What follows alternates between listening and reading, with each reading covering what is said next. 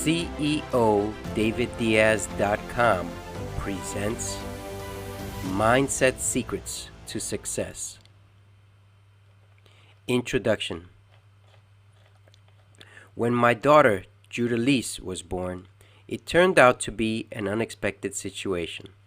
As we saw her for the first time, she had her neck wrapped around the umbilical cord. She had a loss of oxygen to the brain. We were hit pretty hard.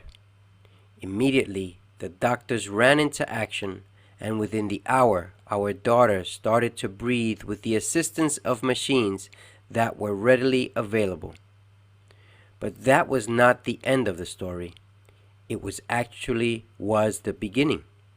The doctors had to send our daughter to another hospital where she could be attended in their neonatal intensive care unit. Something that we will tell parents from now onward, to be certain that hospitals are equipped with a neonatal intensive care unit. During this time, a storm had hit the hospital pretty bad, and we had no other choice. As with any emergency, a choice is better than not making one. The doctors told us that Judalise would need to stay in the intensive care unit for a few days. Then the doctors made a meeting with us, telling us that our daughter would never talk, walk, nor perform the regular routines that most children are capable of doing. First, as parents, we blamed ourselves for this. What else could we do? Then something happened. I could not accept the poor prognosis of our doctors. Never is a very long time with absolutely no possibilities. I began to read the Bible. Then I found a passage that gave light to us that says, "When a blind child is born, neither the mother nor the father have sinned, but something needs to be fulfilled." Judalise was my toughest moment in life, but if it were not for her, I would never have stumbled across many of the things that I speak about in this book and my other books. Judalise was sent at the right moment for my wife and I to wake up and produce a better possibility for our family, and so that we may serve others. In this book, Mindset Secrets to Success, along with the gift of healing secrets and society secrets, are guides to discovering the realities of health, life, and the progress that we may need to make so as not to accept our situations as the ultimate response to any equation. I believe that we together can change ourselves, our families, and others who are willing to learn, train, grow, and serve. I believe that we have a mission that needs to be fulfilled, and we need to go through some tough waters in order to get our lives directed on a proper path. Judalise is the reason that Mindset Secrets to Success, the gift of healing secrets, and society secrets exist. Our daughter has helped us to lose weight, heal from high blood pressure, cholesterol, varicose veins, heal others with cancer, psoriasis, eczema, melanomas, diabetes, constipation, asthma, high blood pressure, COVID-19, and improve upon brain injuries, especially ones with convulsive states, spasticity, born blind, mute, and so much more. Not only that, because of Judalise, we have become licensed financial advisors. We started CEO Trades and have set up a website at www.ceodaviddiaz.com. Now, we constantly are invited to give talks to groups of people within schools and professional settings about money, health, life, and business strategies. If there is anything that you can learn from this book, then let it be. There is always another way to look at your reality. You are poor only if you make up your mind to be poor. You can be rich and wealthy if you take the proper steps required to attain riches. But never forget that you are not alone. You are one person away from putting you on the path to reaching your dreams in life. Chapter 1. Clueless engagement. When I think of high school, it reminds me of some of the greatest moments of my life. Although, just as most students around the world, I didn't have any idea what I wanted to become as I progressed in life. I didn't know who to ask for advice or what kind of advice I was seeking from people. I had no clue of what to expect from life in general. But I was not worried about all of this, and why should I have been, since I had no dreams to fulfill and no plan for my future? How would I know that I needed to have a blueprint of my life? I remember making a self-disciplined commitment to myself, that I would do the best I could to get the best grades possible. Could you imagine being able to make a decision like this at any point in your life? But I still had no idea what I wanted. I was clueless. I was disciplined enough that I committed myself to a responsible, routine student. Did my grades meet up to my challenge? All of my grades were the best that they could have been according to my capabilities. But unfortunately, just as many, I had one class where I barely succeeded. I even remember having to retake the Regents test in order to pass biology. I did not have the highest grades in science. However, I had the best grades according to my abilities. I was eager to learn about the earth, biology, and chemistry. Were they easy? It was not easy for me. I didn't manage to pass, but just as many others struggled to get good grades, it turns out most of us had a hard time making the grades in specific classes. After all, is science really important for the majority of us? Why is it required when a good portion of us fail the class every year? The best part of school was going to training for my track meets. I loved to run even though I was not the best nor the fastest. As a runner, I got a chance to make some of the greatest friends. I remember Crespo, who was a great and responsible peer throughout high school and very dedicated to his studies. I remember Taylor, who was an all-around athlete and part of my freshman homeroom team. For our freshman year in high school, Taylor and a group of us managed to win all competitions for our homeroom. Basketball, track, and raffle sales. We were the best freshman homeroom team. This was not required, but we put our hearts into competing and we were pretty well organized. In cross country, running, Coombs was the tallest as well as the fastest in our team. Pimentel was the comedian of the crew, going everywhere with his joking ways. He always had his way to get us laughing. These four out of all the rest have remained in my memories for time to come. After over 2 decades, I don't know much about them personally, other than what one may find on social media. Nor did I know how important it was to have maintained communication throughout our lives. Although I have tried communicating, things changed so much for me and them that it is not the same experience anymore. But they will forever be in my memories as the greatest peers I have had to this day. Was track and running worth the experience? I will never regret being a part of such a team. I remember each person as if it were today. I remember the long trainings, the long train rides to the fields, the van rides, and the cross-country courses were part of the experience. It was truly the best journey that was part of creating the person who I am today. We were not the fastest as individuals, but as a team, we ranked pretty high in competition. We won first place as a team in some of our cross-country events in Van Cortlandt Park, Bronx, New York. One particular race, we placed the top 5 runners, coming through the finish line with over 250 runners. We were not the tallest nor had big muscles, but instead scrawny, disciplined, hard training, lean, and determined. We always managed to have a great time. Taylor loved cross country so much that he would participate, but not as a die-hard competitor. He maintained training for fun and to keep in shape for basketball season. Taylor was the most popular student in our school and the main source of public relations for our class and school. I always looked up to him as he always had a leader appearance to his spirit. He was also a dependable friend and brother. High school was the place that we had minimal worries. We enjoyed every moment without the expenses tied to society. Why would we need to worry about money when we had the basics of what we needed?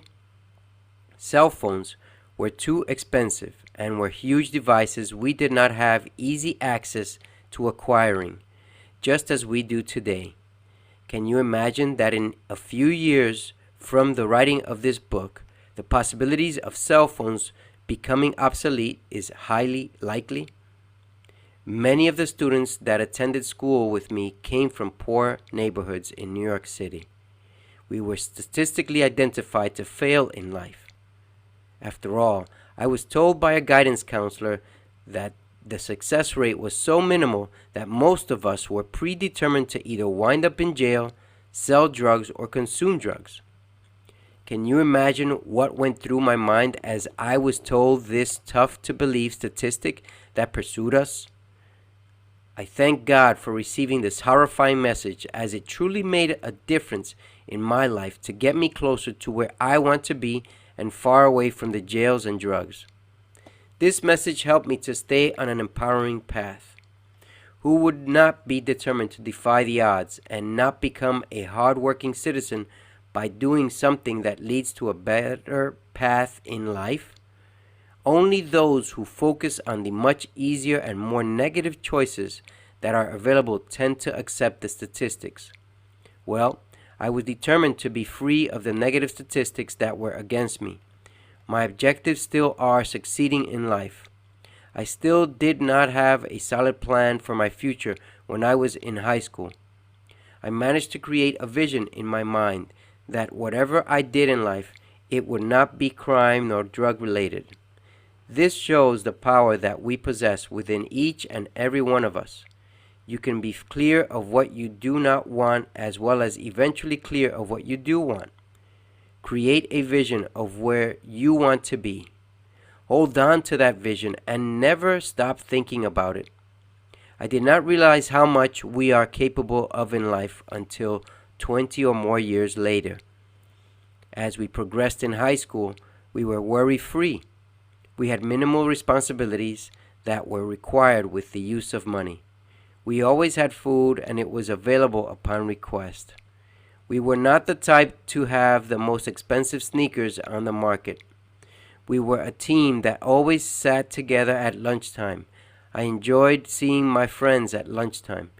We enjoyed some crazy conversations. Didn't you have some memorable moments yourself back in high school? Doesn't being part of a club or a team make the difference in an individual's life? At any age, being a part of some entity, community, club, association, etc. makes a positive impact on your life just as much as it does for your purpose of being involved in the first place.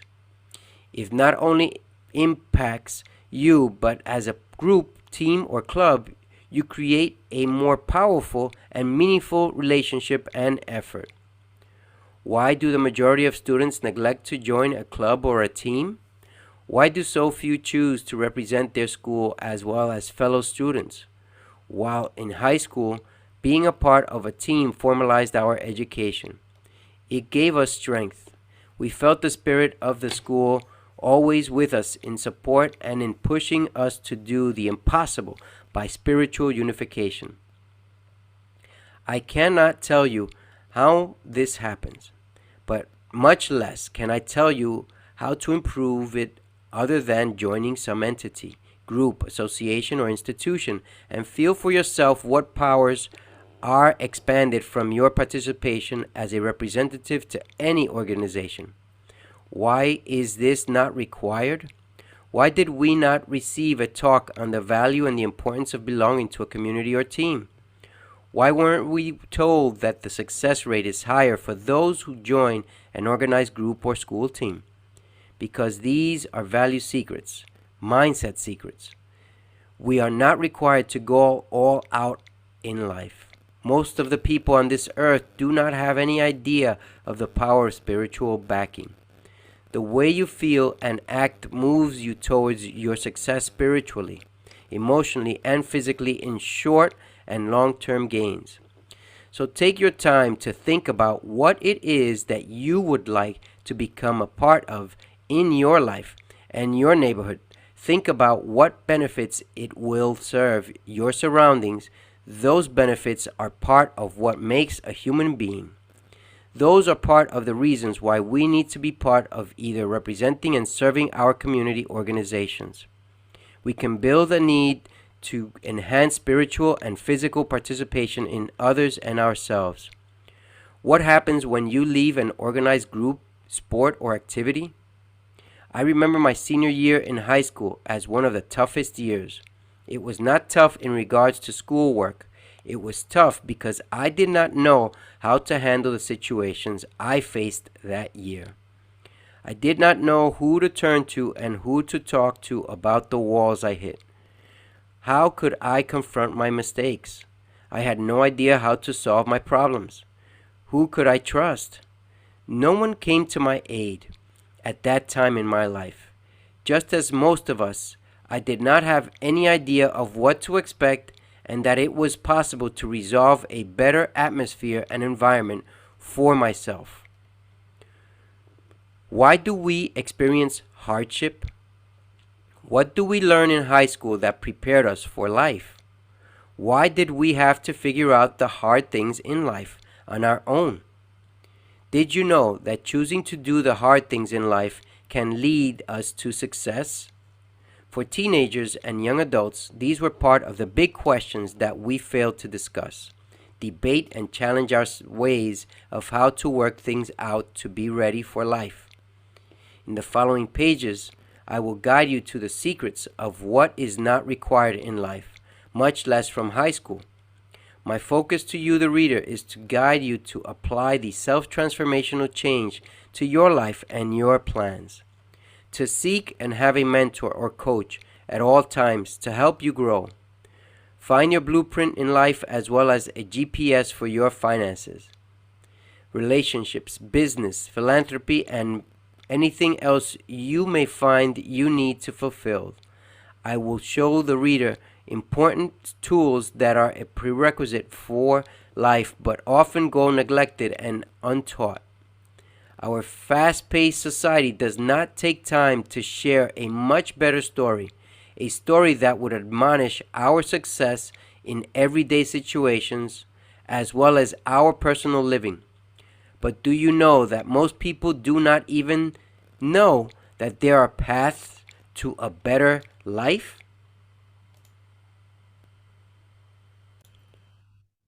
Chapter 2. Where are you going? When it was my turn to search for work at the age of 15, all I wanted was to make some money. However, my first job was working for no salary. I was not concentrating on making money as much as I wanted to be a part of helping others. I did get free breakfast and free lunch. What was my plan? What is your plan? At the age of 15, I had no plan other than the plan of helping others. Don't you think that it was and always will be the right thing to do? I had no means to my ends. I had not mapped out a route or a plan of where I wanted to go helping others. I had no idea of what I wanted for my future except that at the present time I wanted to engage in helping out. I remember saying this regularly. I wanted to help out because it was the right thing to do. Oh my, I wish I had more solid plans for my future, but anyway, it went without a concrete purpose. Then I started to work for $4 per hour back in 1986. Wow, this was awesome. I was thrilled as it included lunch. I got to eat some of the finest Chinese foods in Mott Street, which was the heart of New York Chinatown. What were my duties at the store? I wrapped ornaments, gifts for customers. I was pleased to assist people. I was only 14. I also got a chance to sell tickets for Ticketmaster. This was the only authorized vendor back in the 80s and 90s, when Ticketmaster was highly exclusive. I didn't make much, but for those repeating customers whom I was able to acquire front row tickets to special events such as the Rolling Stones, I got huge tips. These jobs were enjoyable. I had no intention of moving on to bigger and better things. I had no plans of what I wanted to do. I did not know that I needed to have plans in order to know where I was headed. What else could I do? I did what anyone else would do in my shoes. I tried many different jobs. As I reached my 18th birthday, I took my first salesman job selling Kirby vacuum cleaners in Yonkers, New York. Wow, that was not an easy job. It was very tough, and I felt uncomfortable. I had to learn how to talk to people, teach them about the best vacuum cleaner, and try to make a sale. I was really bad at selling vacuum cleaners, but I never comprehended nor learned the reasons why I was doing it. I didn't even learn how to sell. What was I to do? But I did not give up. I kept at it for several months. Although I was not making a lot of money, I kept trying to sell Kirby vacuums. The experience was well worth it, even though I was not successful at selling vacuum cleaners. The more I was out on the field, the more I learned the techniques to accomplish a sale. With every opportunity that I was given to present the model, I learned to communicate, that is to sell. With every sale, I wanted to sell more. Most importantly, I learned how to talk to people. I learned how to teach so that people would feel a benefit from the information I was providing. The more I saw people at their homes, the more I was starting to sell vacuum cleaners. But this job did not last. During all this time, I was experiencing college life. Some of my toughest times were experienced in college. I had no support group because I did not seek for one. I had no mentor to talk to at college because I did not even think about having one. I didn't bother to ask, nor did I have any intentions of getting a mentor or coach. It was really hard. I felt as if the college did not provide me with a solid plan of who we could talk to or where to search for counseling and mentoring. I do remember speaking to one counselor who had me take an assessment test. He told me that I would most likely never graduate college. I was upset, really upset, with the news the counselor told me. Actually, I was pissed off because of his answer to my evaluation. And I assured him that he was totally wrong. I told him that I would not continue without graduating college. Well, I dropped out after my first semester. Planning for the future is part of the mental challenge. I had no plans for saving. I had no plans for owning a home or a house. I had no plans for advancing my future. I only had a simple plan to get myself out of debt. I was really good at getting into debt. Well, I believe, isn't everybody good at getting into debt?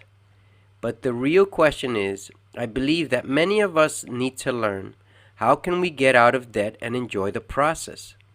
Many are afraid of being out of debt because there is no timeline to getting out of debt. What else could I do to create a better environment for me?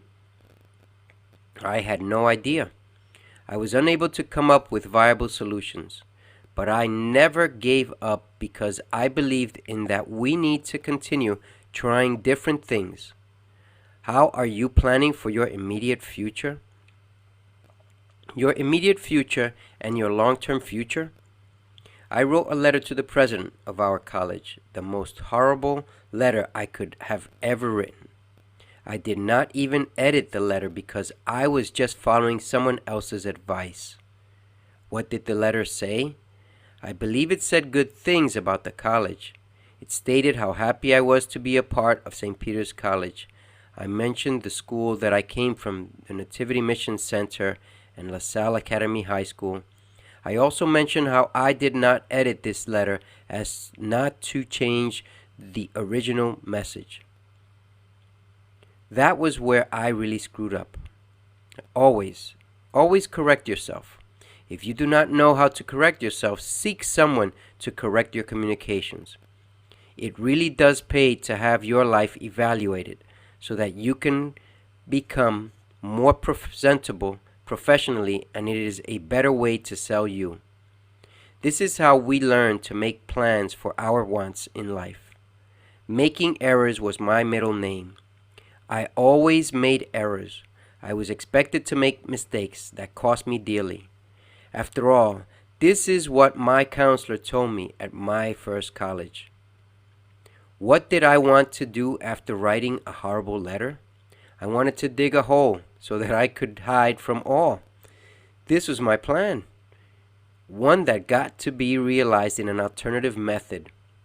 I stayed away from people. I was embarrassed and ashamed for all my stupidities in life. I was avoiding contact with people. Wow, I got a chance to enjoy being alone and away from people. I had not intended this to happen. I was afraid of being ridiculed. After all, where was I going? Are you afraid of being ridiculed? I know I was.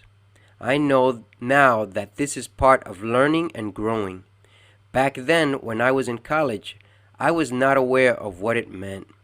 I was not smart enough to figure out that there were mentors at the campus. All we need to do is ask.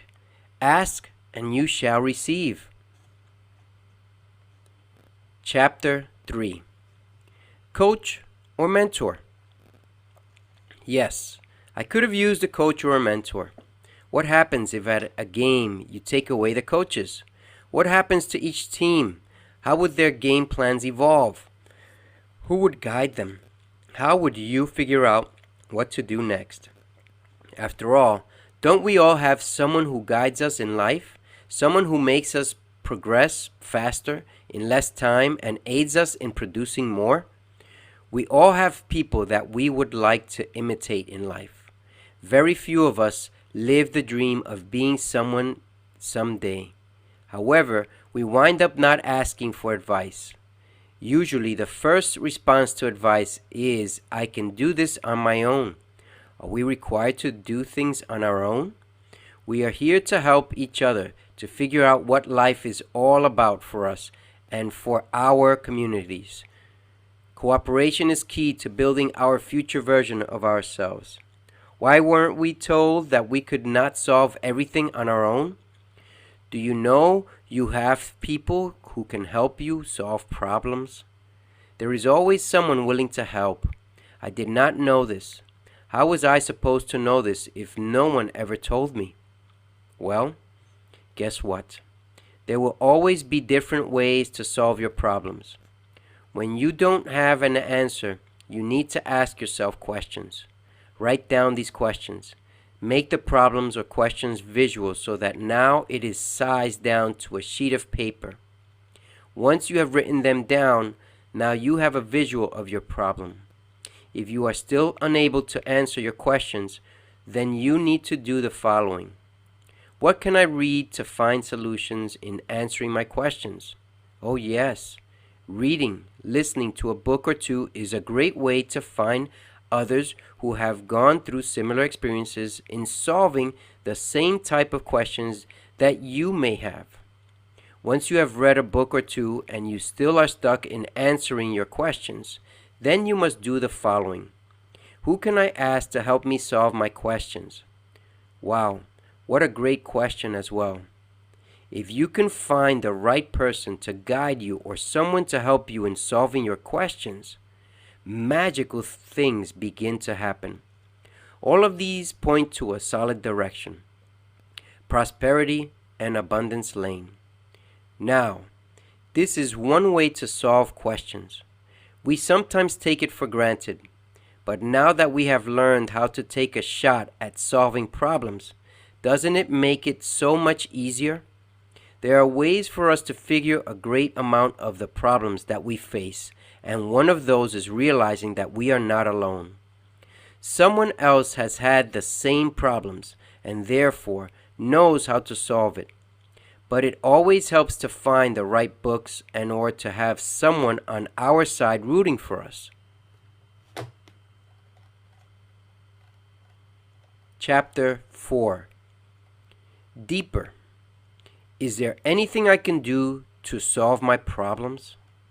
To solve your problems, here is what you need to do. Make a list of all the possible answers. The more you write, the more powerful your answers for your problems become. What can we learn about my problem? Write all the possible things you can learn from the problem you are facing. A problem is not always negative. I mean, the first reaction, because of the way we were brought up, is usually negative. Usually our brain is in survival mode. But the good thing is that we can train our brains to give us better solutions and answers to the problems that we face. We tend to look at the negative aspects of situations first. As we start to look deeper, we find that there are deeper meanings in our situations. In order to solve my problem, what am I willing to do? Write down 2 columns. Column A should be what you're willing to do or could be willing to do. Column B should detail what you are not willing or able to do. Both of these columns reinforce your expectancy of solving a situation. If you feel you have no expectations, what expectations could you have? It still helps to realize that you are not far off from having or achieving a specific goal. If these do not help, then ask yourself, what book can I read? There are all sorts of books that are great resources to solve problems. This day and age, you can carry your answers in the palm of your hands just by searching. However, I recommend for those few who are daring to read or listen to a book in your field of interest or concern. You would be amazed at the more powerful resources available from reading. Many of us who choose to write do it to inspire, serve, educate, entertain, inform, motivate, train, communicate, etc. We read to learn and to acquire strength, wisdom, and intelligence. Knowledge can help us to build our cannon of power. Invest in your knowledge account with new information regularly. You should also ask yourself, who can I ask for help? When all else fails, we have created a powerfully written document that can help us with all the answers we have provided. Either we find the answers to our problems, or we have built a treasure chest of knowledge to be able to approach someone who may assist and guide us in resolving our questions. I also recommend getting a coach, someone that you feel comfortable enough to share your story and questions. Coaches are easy to find, but only the best will get you running to your opportunities. Mentors or coaches provide resources to analyze, to solve, and to create solutions to your problems. These are the reasons why I have become a financial life and business strategist coach. Just as Malcolm Knowles says, I have become a coach to learn, to teach, and to help people resolve in becoming more proficient practitioners of achieving their goals. There is always at least 2 answers to what we want to do or not do. All we have to do is search for it deeper. Any experience should be welcomed in your life, from failure to regret and despair to joy. Happiness and sadness should all be accepted in your life. You cannot tell which experience will guide you to your next opportunity. Embrace all your experiences, as they can all lead to advancement. We all want to do something about our own situations. We all want to improve our lifestyles. What are you actually doing to improve your lifestyle right now? The fact is that all we do is want. We want our life to change. We want our income to change. We want our finances to change. We want our boss to change. As Jim Rohn would say in his talks, well, let me tell you this, it is not going to change. In order for it to change, you have to change. How do we change? We have to stop thinking about our paychecks as it controls us. Our paychecks should not necessarily be the ultimate goal in life. Our paychecks should be a tool for what service we provide or product we sell. We have to start thinking about ourselves. Building value for yourself is the sure method to eventually having things change around you. Some tend to think that the more hours they put into working, the more they can produce. I was one of those people. We are usually caught up in the fictitious realm of working more means more money. Well, did you know that the more you work, it does not necessarily guarantee more money? The more you work means that the more you are able to realize your boss's dreams. Is this what you really want? You should also note that it actually means less time you will have for your family, less time you will have for your friends, and less time you will have for you. The only way to increase your salary is by increasing your value to the marketplace. All we need is inside of us. We just have to develop what already exists internally. How can we develop what is already inside of us? Even if we told you what you need to do you even have time to improve your life? Do you even feel like improving your life? Do you fear change? Are you too comfortable now that you don't want to take a risk in life? Don't you know someone in this type of situation? Of course you do. But chances are that you have never noticed because you are surrounded by people who live a mediocre lifestyle. People in general feel pleased with whatever life has been given to them. But if you were to find a reason or purpose to pursue something with more meaning, with more success in order to fill your life with accomplishments, it will take some changes. Most people feel so comfortable in whatever they are doing that they will never bother to be more than the average person. Can you believe that when we are offered an awesome method of improving our lives, we have a specific automatic response?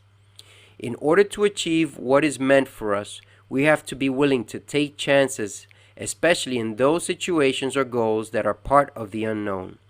We need to become self-disciplined in doing the daily tasks to get us to build a business, to get us to lose the weight, to repair our family situation, or whatever it may be that you would love to see improvement. Every single day, we must have a set of principles and habits of high performance we need to adhere ourselves towards. If we work on ourselves daily, nothing is impossible. Look at Thomas A. Edison, the inventor of the light bulb, among other people or things. He tried thousands of times to invent the light bulb with no success. When he was asked why would he keep going, he said that he knew 9,999 ways how not to make a light bulb. Shouldn't we pursue our goals in this fashion?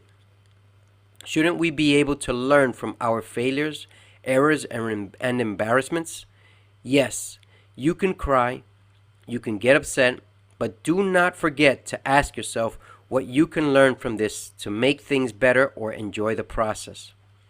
If we know what we want, then we are in control. Those of us who know or have an idea of what they want, we should pat ourselves on the back for knowing what we want. We should know that we are in the elite few who dare to dream big. Maybe 5% of the world population knows or has a path to acquiring some type or form of greatness. We should know that for every failure that we encompass, those who have succeeded have had many more failures. Do not ever feel as if you are lost. Feel the best from what lemons life throws at you. Knowing what you want is part of what is not required of you. You are not required to succeed as much as you are not required to get out of debt, lose weight, heal from an illness, repair family relationships, build a business, and the list goes on and on. We say we want to be a teacher, but what is our purpose for wanting to become a teacher or anything else?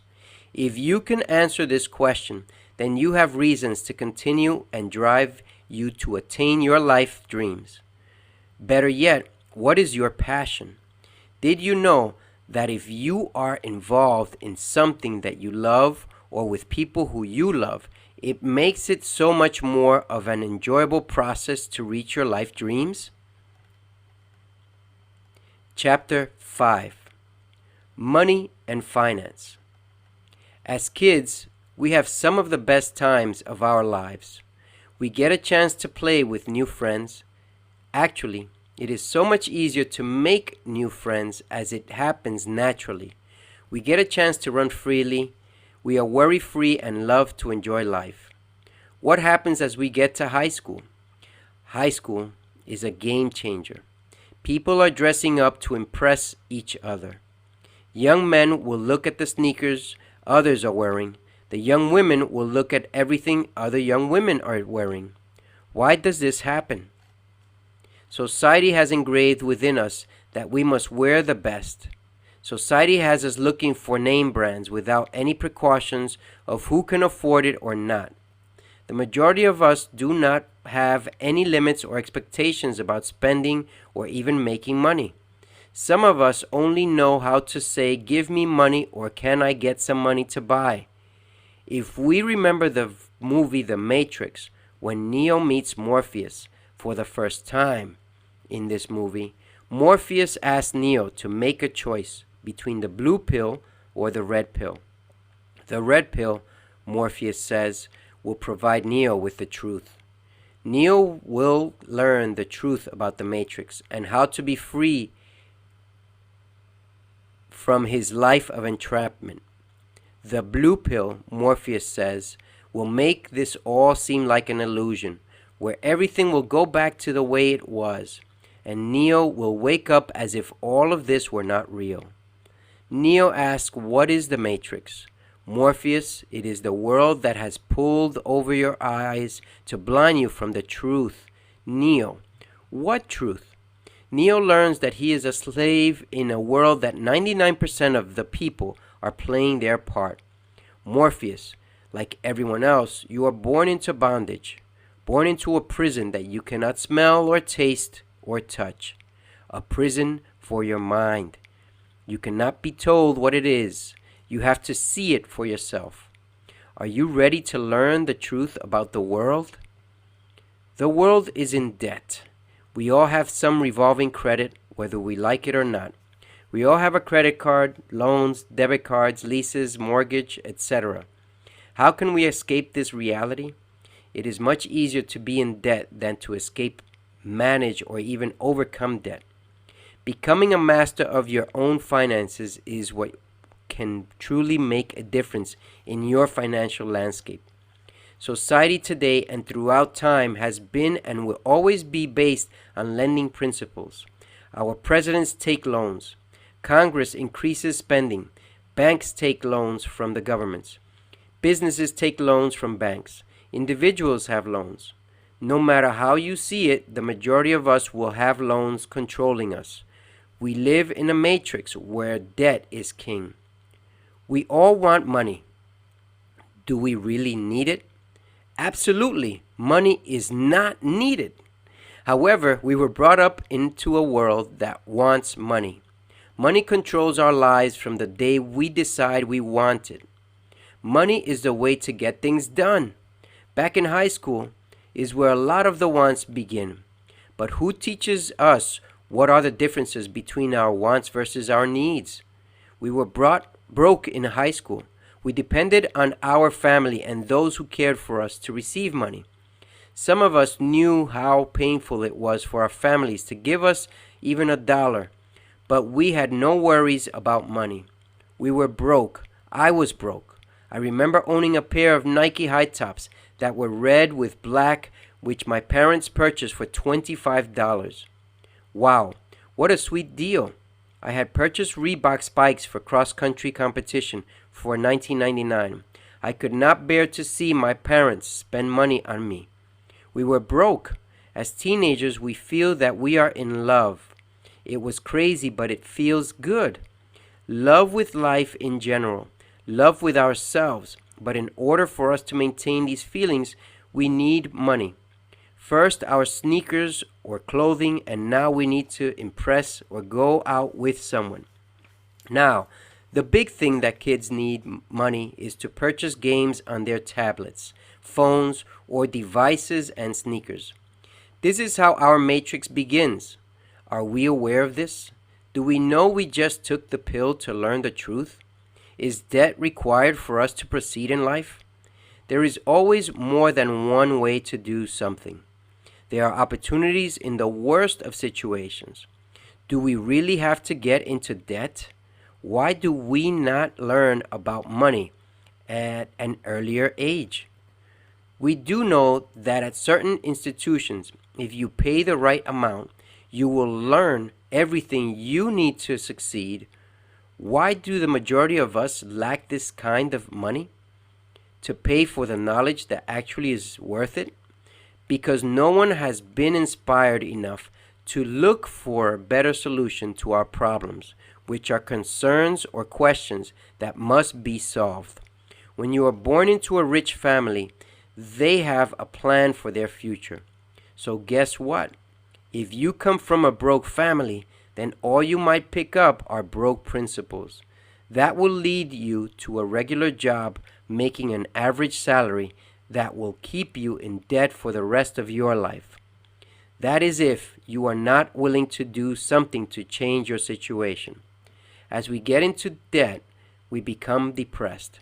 We may even cry because things do not work out the way we intended. Why don't we ask or seek advice? Why do we try to solve everything on our own? Did you know that finances can drive people to the point of suicide? Does suicide solve the problems? Suicide is the easiest decision we can make. We are all seconds away from this type of situation, that is, if we do not take control of our emotions. Our minds are so powerful. The only way to see the power much easier is by concentrating on the things that make us do the wrong things, such as people do when they focus on committing suicide. It is a terrible thing to do, but our minds are so powerful that we can conceive anything that we believe and want to achieve. Do you know you are able to do fantastic things when you have hit rock bottom? When we hit rock bottom, there is only one way to go, up. Many of us find this out the hard way. We are not required to know the basics of economics. We tend to do the best we can with the little we have. Do you believe that we are focusing on the wrong goal? There will always be a better way, and with guidance, you can get there sooner. Everyone has a family member who gets into debt. They not only get into debt, they ask anyone and everyone for money, from friends to family members on a loan basis. What a Ponzi scheme. Money will not solve all your problems, but it can get you out of debt if you have a way. Money can also buy happiness in a vast amount of circumstances.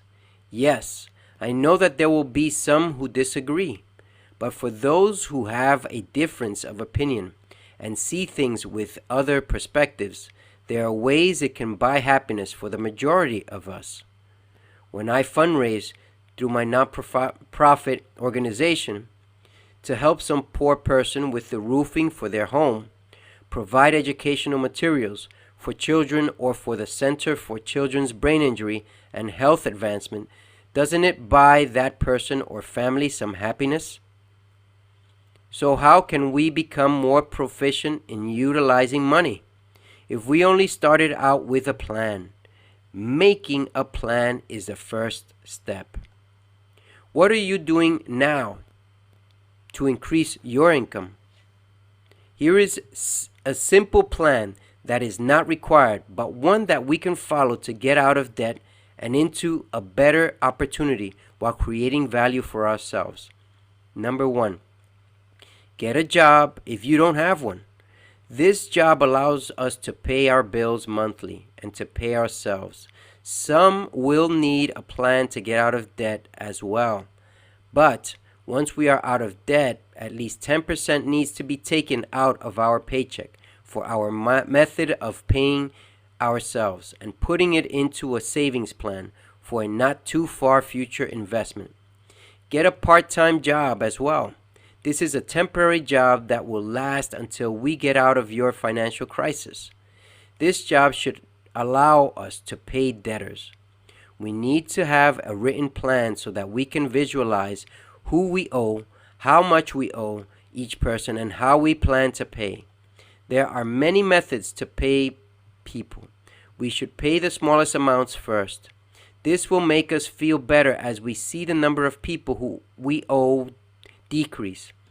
My clients experience positive reinforcement as they cross off paying someone or accomplishing some goal.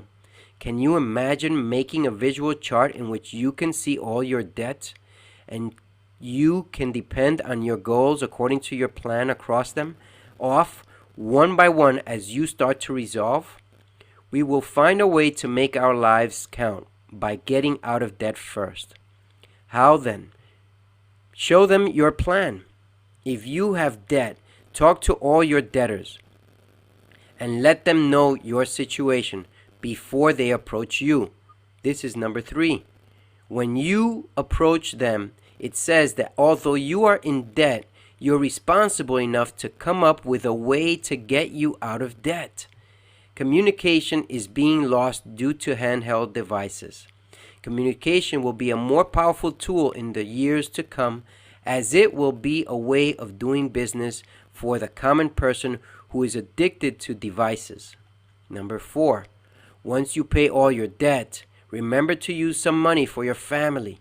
We all dislike not to have enough for that ice cream kids want. We all cannot deny our spouses of money they may need. Get into the habit of taking care of your loved ones early and not after the situation is out of control. Yes, tell me about it, as I know firsthand because I have felt the same way. But I found that if we take care of them more regularly, they will be more understanding of our situation. Number 5, budget lives within means. Use the envelope method to cover expenses. Label your envelopes on a monthly basis. Rent, gas and electric, mobile car insurance, kids, wife, savings for tithing, etc. The more of a plan we create, the more we easily can get out of debt. Number 6, get advice from those you want to emulate. If you admire how Michael Jordan or Benjamin Franklin or John Wooden or anyone you believe has their life in order, find out what they did to get there.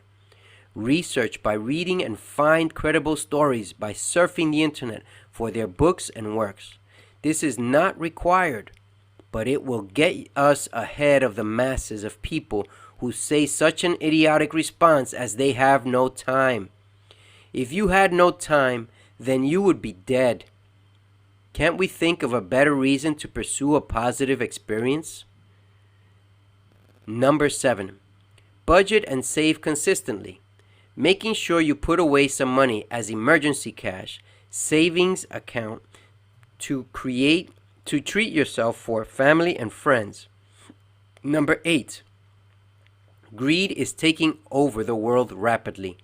Many of us do not understand the significance of giving back. We reap what we sow. The more we give, the more we will receive. The receiving part will be multiplied. Just look at farmers, how they spend a season planting and taking care of their crops. Soon enough, they reap what they have sown. Just as farmers do not have instant gratification, so will most of us. It takes time and possibly going to some or many trials and errors in order to reap the benefits that await us on the other side of failure. All who give will receive a magical multiplied return. That will benefit them immensely. The biggest magic happens in the giving, but it does not return overnight. I strongly believe in giving 10% to tithing. When we give money, such as $500 to a charity, our friends tend to think big deal. However, when you go out and personally give food to the homeless or talk to them, everyone is amazed. Wow, either give money or give time. They both do someone or some family good. And number 9, every day you should dedicate 1 hour to creating a better you. Every day we can grow by what we read. We can learn a new skill. We can develop a business one day at a time. Write your goals down, and soon enough you will see them alive in your world. Do you need assistance with any of these? Get a coach. We have an excellent and affordable program to get you going to bigger and better places in less time, producing more. The opportunities are there. Whether you see them or not, it will depend on your mentality. How can a mind that is filled with doubt concentrate on victory? Do you need a time management schedule? Contact us through our website at www.ceodaviddiaz.com so that you can download the time management sheet, or we may assist you in other ways such as hiring a mentor or coaching program. If we only had figured out that there are better alternatives. We often think of spending before we think of saving. As a matter of fact, many do not have any idea as to why do we make a purchase. We think that buying our way through life is the easier benefit and feels good instantly. Every day we have a chance to save and not spend money every moment. In every city there are free events going on in our lives. Did you ever plan or research these free events? Somewhere, someone is reaping the benefits. Are we reaping the benefits of free venues around our local areas? What a great way to save, enjoy life, and enjoy entertainment. We fail many times in the process of getting our finances just right. How can our finances in our lives become better today? We learn to save. We learn about success through accomplishing the goals or similar goals that are described above. Money is to be used as a tool. Money should be used for acquiring pleasures, invest, and beyond to contribute to non-profits. How do we best utilize money as a tool that it is meant to be, or does money use us? Do we have enough money when we start out? The majority of wealthy people in the world start out broke. Do not figure that the wealthy are always born rich or that they had it easy in life. The biggest differences between us and the wealthy include the following. The wealthy have 24 hours a day to perform their tasks, and so does the rest of the world. The wealthy are never complacent with what they have, but to celebrate their wins. While the poor feel as life has given them all that they could ever acquire or need. The wealthy feel that they are in control of their destiny, while the poor feel they are predetermined to fail. The wealthy work hard, have a balanced life, and take time off. The wealthy are focused and disciplined in obtaining their objectives, while the poor only wish for success. Remember that your attitude reflects your altitude. The wealthy think of grand goals and are never complacent, while the poor feel comfortable. The wealthy seek opportunities, while the poor are focused on the obstacles. Those who have failed will always say that there are too many people searching for gold, and why should I? Will you see opportunities, or will you see obstacles?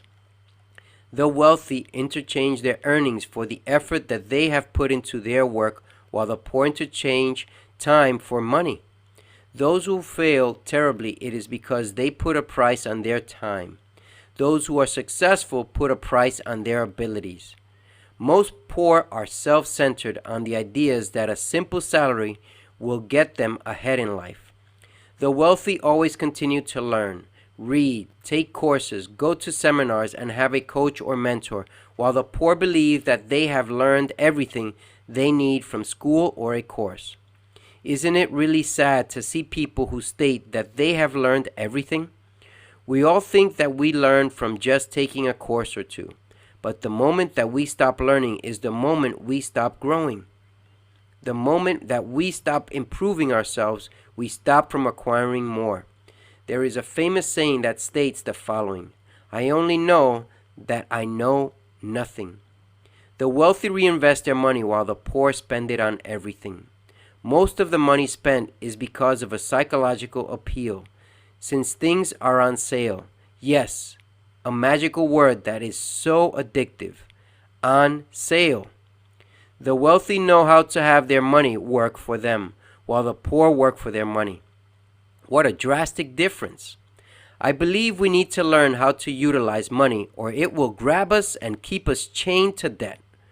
Why do we spend on coffee, soda, chips, junk, and more junk? Wouldn't you want to know how to invest it so that you can retire with at least $1 million or more? The wealthy associate themselves with positive and influential people, while the poor associate themselves with negative people. You are either seeing the cup half empty or you're seeing it half full. We need to look for new relationships that will bring us closer to success. Those who are associated with poor people just because they themselves are poor tend to receive the most unbelievable advice, as poor friends will advise them. Why are they trying a new job, opportunity, or business when you are okay with what you are doing? While the rich support, assist, compliment on progress and taking risks in life, just remember that if you want to create enemies, make better friends. Lastly, the wealthy are those with character, while the poor are those without character. Someone with character keeps executing by taking action, even after they have surpassed the emotions of failure, fear, and doubt. The poor will decide today to do something, but tomorrow they just feel that they do not need to do anything more. Why aren't we doing what the wealthy are doing? Because we seem to ask the wrong questions. Therefore, we are getting the wrong answers. We can be whatever we want to be as long as we believe and we do something to attain it. Those are the differences that we neglect to have in our lives. What is stopping us now from being wealthy?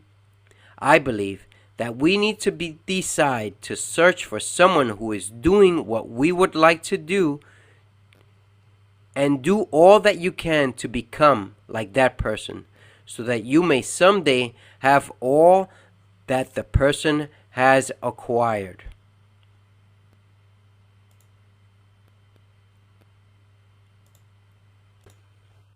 Chapter 6: Traditional Investment Options. How much are you planning to be worth by the time you are 65?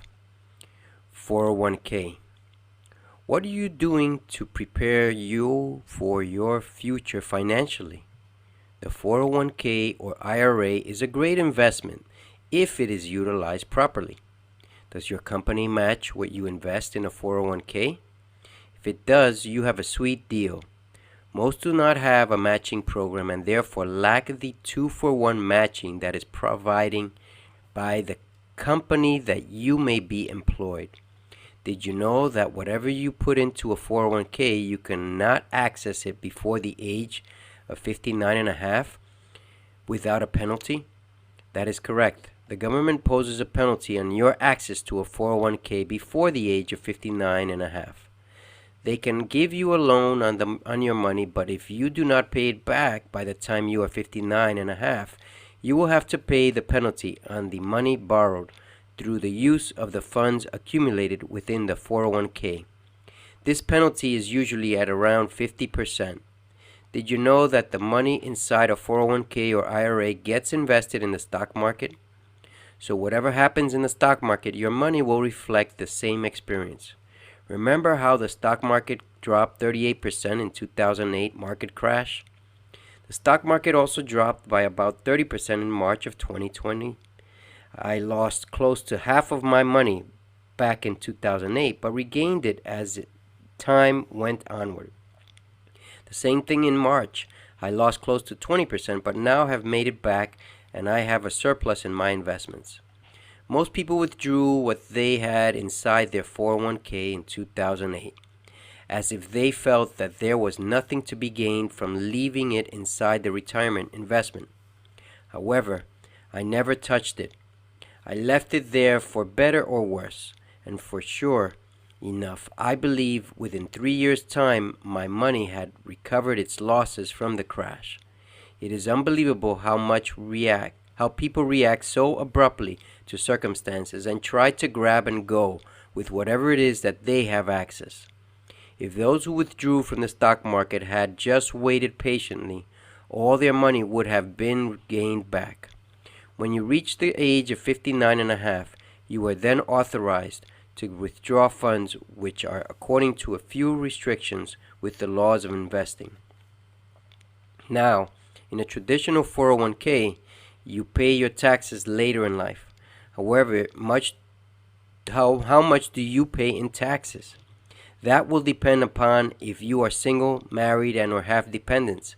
But just imagine if, at retirement age, you are left with your wife as a dependent so that you can claim a dependent on your taxes. That is, if she didn't work throughout her life, then you would have a pretty good chance of having a better tax rate than when you are single with no dependents. With a spouse on your taxes, you will be able to take out tax-free a maximum of somewhere near $20,000 per year or so, assuming it does not change due to inflation and it does not change by your location. This means that if the first year you wanted to access $50,000 from your retirement funds, you would need to pay taxes on $30,000. Average taxes for joint tax filing are usually around 30%. This would mean that you would be paying $9,000 out of the $30,000 to Uncle Sam. I know this sounds unbelievable. However, in order to take out that additional $30,000, you would need to take out closer to $40,000 so that the IRS can have its fair share of the pot you acquired throughout your life. Not only that, by law, you are required to start taking out your 401k by the age of 70, which is known as a required minimum distribution, RMD, or face paying the penalty for not withdrawing your funds. However, how much is the penalty? The penalty is usually 50% of what you have acquired in your investment. So if you are single at the age of retirement, you will have the highest tax bracket. If you have a 401k, the best thing to do is to have our team evaluate it for you. Do you just invest in your 401k or were you put into it? Do you know all the legalities behind your 401k? Are you eligible to transfer your 401k into other assets, penalty-free or at a much lower rate that will benefit you? These are some of the questions that we can assist with you. Make an appointment to talk to one of our staff about your 401k at ceodaviddiaz.com. Roth IRA. On the other hand, you have the option of a Roth IRA. These are investments that get taxed as soon as you put money into them. What is the advantage? Well, if you have a spouse and 2 dependents, your taxes are much lower than compared to someone at your similar age and who has no dependents. A Roth IRA will make sense if you have a financial advisor who knows exactly how to assist you with making the proper balanced investment so that you do not have to face penalties later. However, there are still stipulations on the amount of money that you can invest in any given year. The benefits are that if you have a family, then you pay fewer taxes as you go into the investment. Because compared to when you get older, when you are either married or single, you will be closer to the highest tax bracket that is available. Which is the better investment, a 401k or a Roth IRA? This will depend on circumstances and it changes according to many factors. The best way to get your better outlook on these investments is to sit down with a financial advisor and one of my associates can walk you through the process. It isn't it so much easier when you have a financial professional that can assist you with building wealth? Is it an inconvenience to set up a free consultation on how to best invest your money? Go to CEODavidDiaz.com. Chapter 7. Money working for you. How are you planning to invest what you save? Yes, that 10% or more that you are putting away can get invested. One of the companies that I am licensed to do work for has a fantastic vision for families. Under this company, I get to educate, train, and develop the average person to become a financial professional and to assist others in the same path. But the coolest thing about it, you do not have to leave your current job or position. The vision of our company that specializes in financial strategies for individuals, families, and business is that everyone should get ahead in the basics on where they are with debt, saving money, and how to park money. Here is an excerpt of how we educate, train, and prepare individuals to become financial professionals. There are at least two types of families in America. Family 1 consists of the majority of the population. They bring home on a yearly basis $100K or less. They have a job and probably a 401k plan. Some even have term life insurance, usually rent the home or an apartment. They like to put money in the bank and have credit card debt, mostly with minimum tax advantages.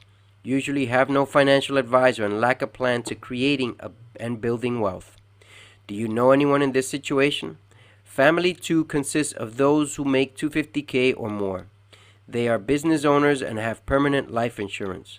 They own a home and have a diversified portfolio. Family 2 maintains themselves debt-free and utilizes debt to produce as an investment, and they have maximized tax advantages. This is because they have a financial professional. Family 2 consists of a small population in America and around the world. Which of these two are you or your parents a part of? Most people don't plan to fail. They just fail to plan out their future with a vision to have an improved lifestyle. When babies are born, they are taken to the doctor monthly during their first year. After that, these toddlers are taken yearly for a regular checkup. How important to you do you consider it to check your health yearly? If yearly we're supposed to get a health checkup, when did you have in mind to get a yearly financial checkup? When was the last time you had a financial checkup? Just as important as it is to get a health checkup, wouldn't you agree that it is either unimportant, very important, or just important to provide financial security for your financial future? Have you considered, or do you have an updated will? Do you currently have life insurance? Does your company provide you with a retirement plan? Have you heard of the 7702 IRS tax code? You see, most of us have a high-tech smartphone, which most will have insurance to cover against theft and damage for a phone that can be worth more than $1,000. But what if you had a money-producing machine that is worth a lot more money at home? What would you do to keep it safe? You probably would keep it dry. You would take care of it as much time as needed. I believe that you would also insure it, just in case, God forbid, circumstances were to take the money-producing machine away from you. Doesn't this sound like the correct plan to have in place? Did you know that you have a money-producing machine? Where is that machine found? That machine is usually the head of the household, the breadwinner for the home. But different from an actual machine, do you have insurance to protect you against loss of health, long-term care, or sudden death? What happens to your family if you couldn't provide them with food, rent money, or other expenses? What is the difference between someone who is broke and someone who knows how to make their money work for them?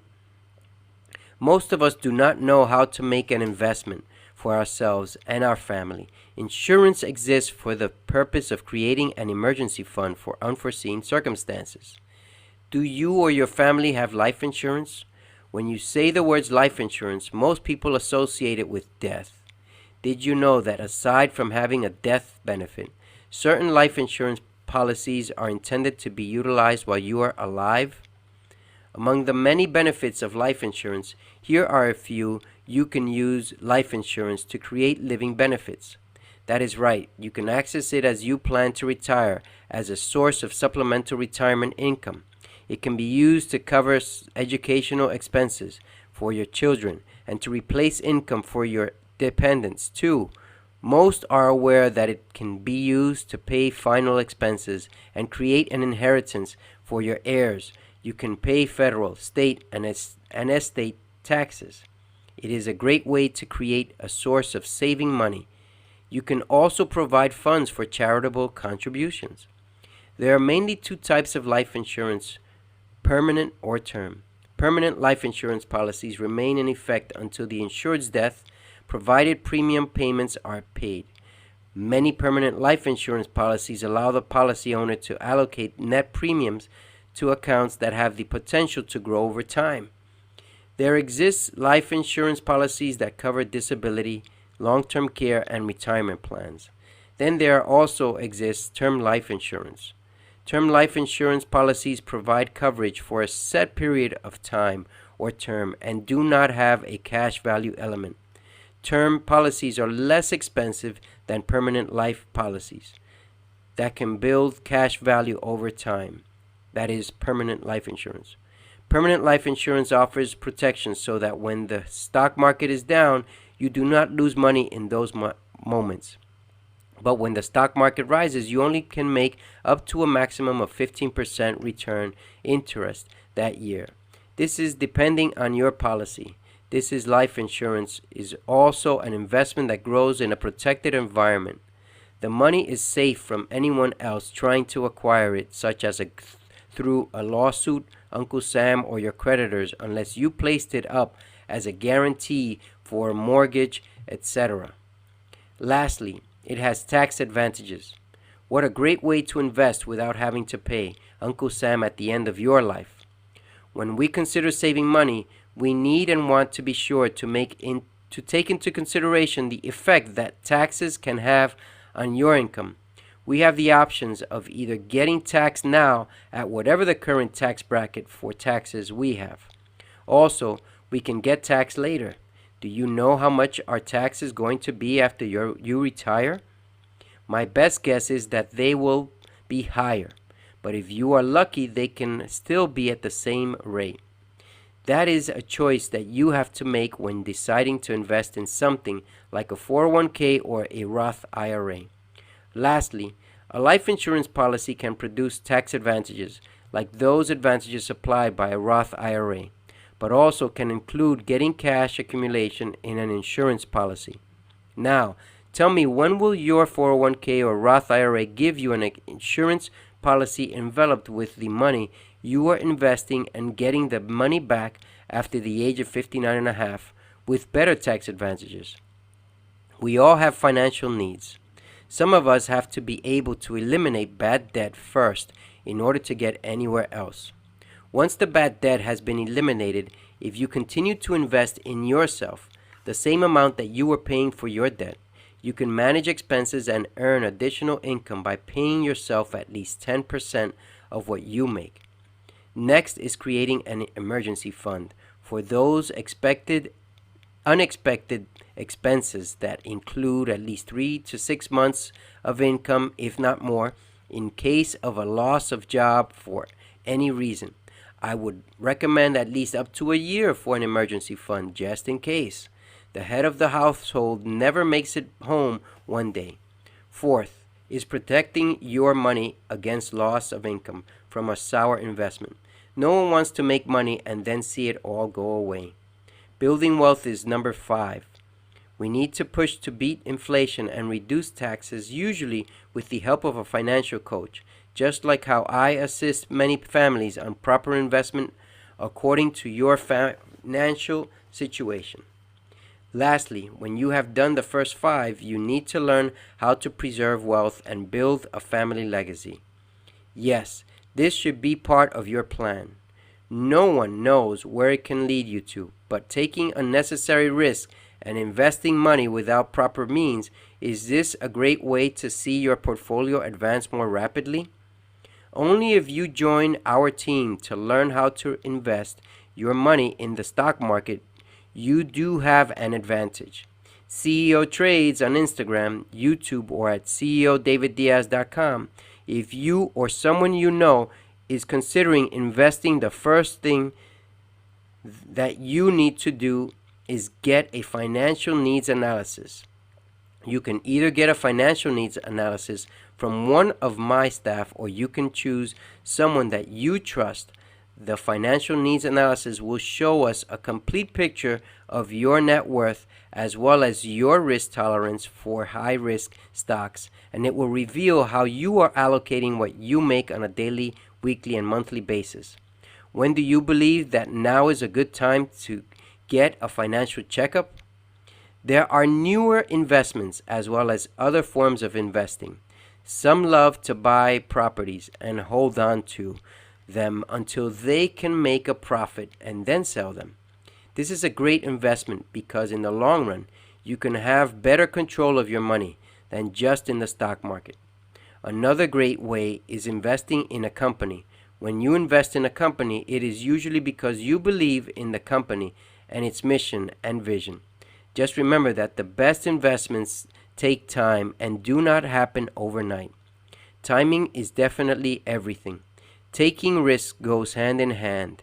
If you remember how in 1998, Yahoo refused to purchase Google for $1 million. This was when Yahoo was the powerhouse of the internet. Then 4 years later, Yahoo realizes its mistake and tries to buy Google for $3 billion. We all make mistakes and try to make adjustments, hoping it is not too late. Google then turns around and says, give us $5 billion, and Yahoo says that they are overpriced. Yes, they had a high price, but it is because they had a mission and vision, and that was putting ahead as the leader in internet services. Then in 2008, Yahoo refused to be sold to Microsoft for $40 billion. Yahoo believed that it was worth so much more. Lastly, in 2016, Yahoo was sold to Verizon for $4.6 billion. We all make mistakes, and some are just too costly.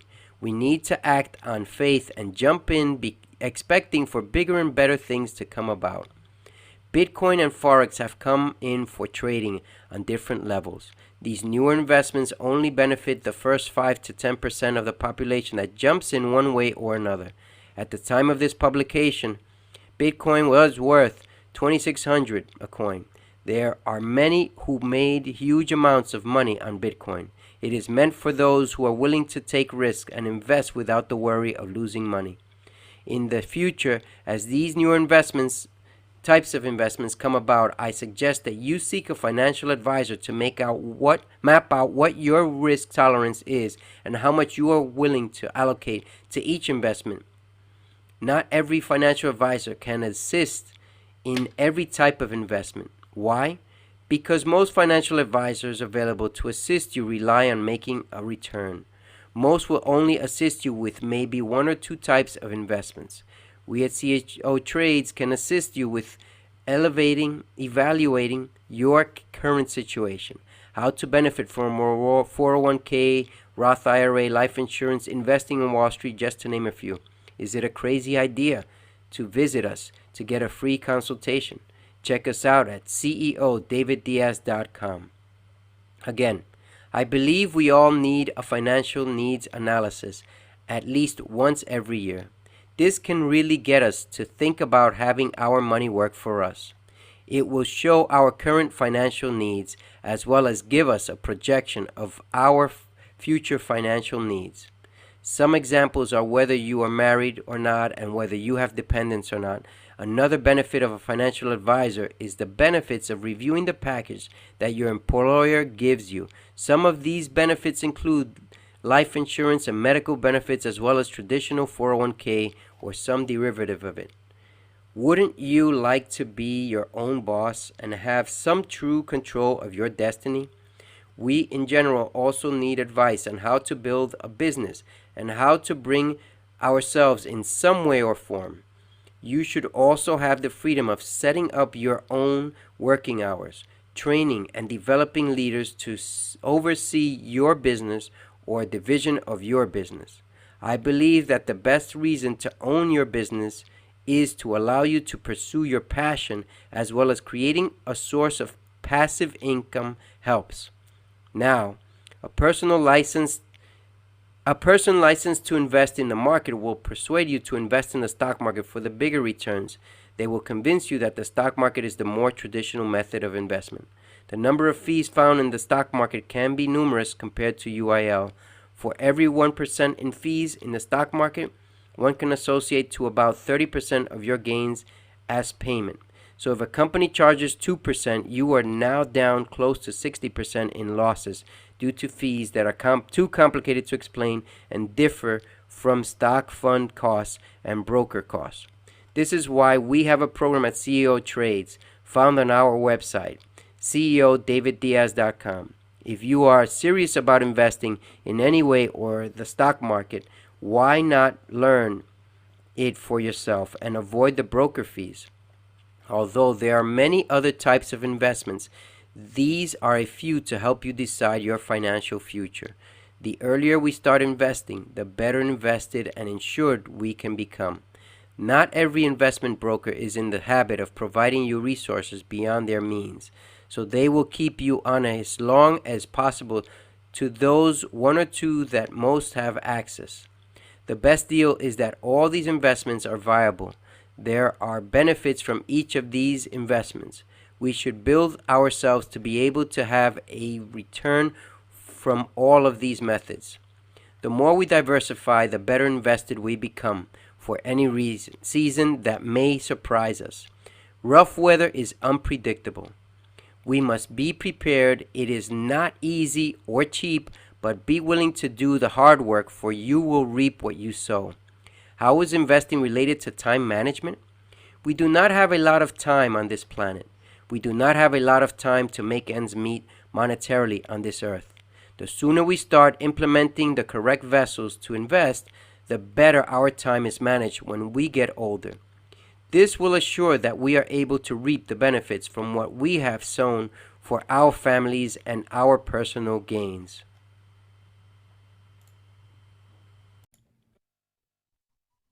Chapter 8: Money Management Strategies. In order to build monetary value, we must learn the basics of money. Money is essentially meant to be a tool. Some even use it as a game or as an investment. Never forget to pay yourself first before you go out on a spending spree. If we pay ourselves first, we are saving money for future use. Future use can include emergencies, fun or pleasure, to purchase a big item, or to treat yourself or your loved ones to some nice gift. Second, we must use money for the family. Set aside an amount for family use.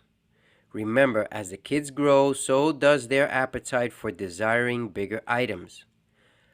A reminder that as you have small wins or even big wins, treat yourself to some item or experience that you deserve.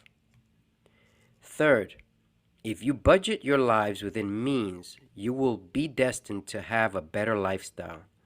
Make certain you do not spend more than what you currently make. When you learn how to manage what you earn now, then you will learn to manage larger amounts. Lastly, you need to seek money in order to attain your stewardship. The more we apply what we know at our work or passion, the more we can create a legacy. Invest in the right people and do not just hire your friends. Many artists and professionals have gotten into serious trouble hiring friends who were not committed to an education and let alone to managing a professional. Lastly, an important reminder that the way to get into saving money includes the envelope method.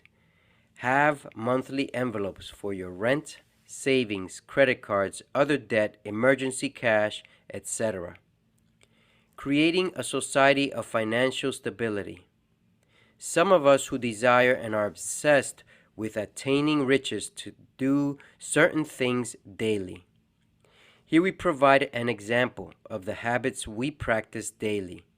This is a sample of daily incantations, which some call affirmations, for those who believe that wealth is coming their way. Say them daily as to achieve wealth.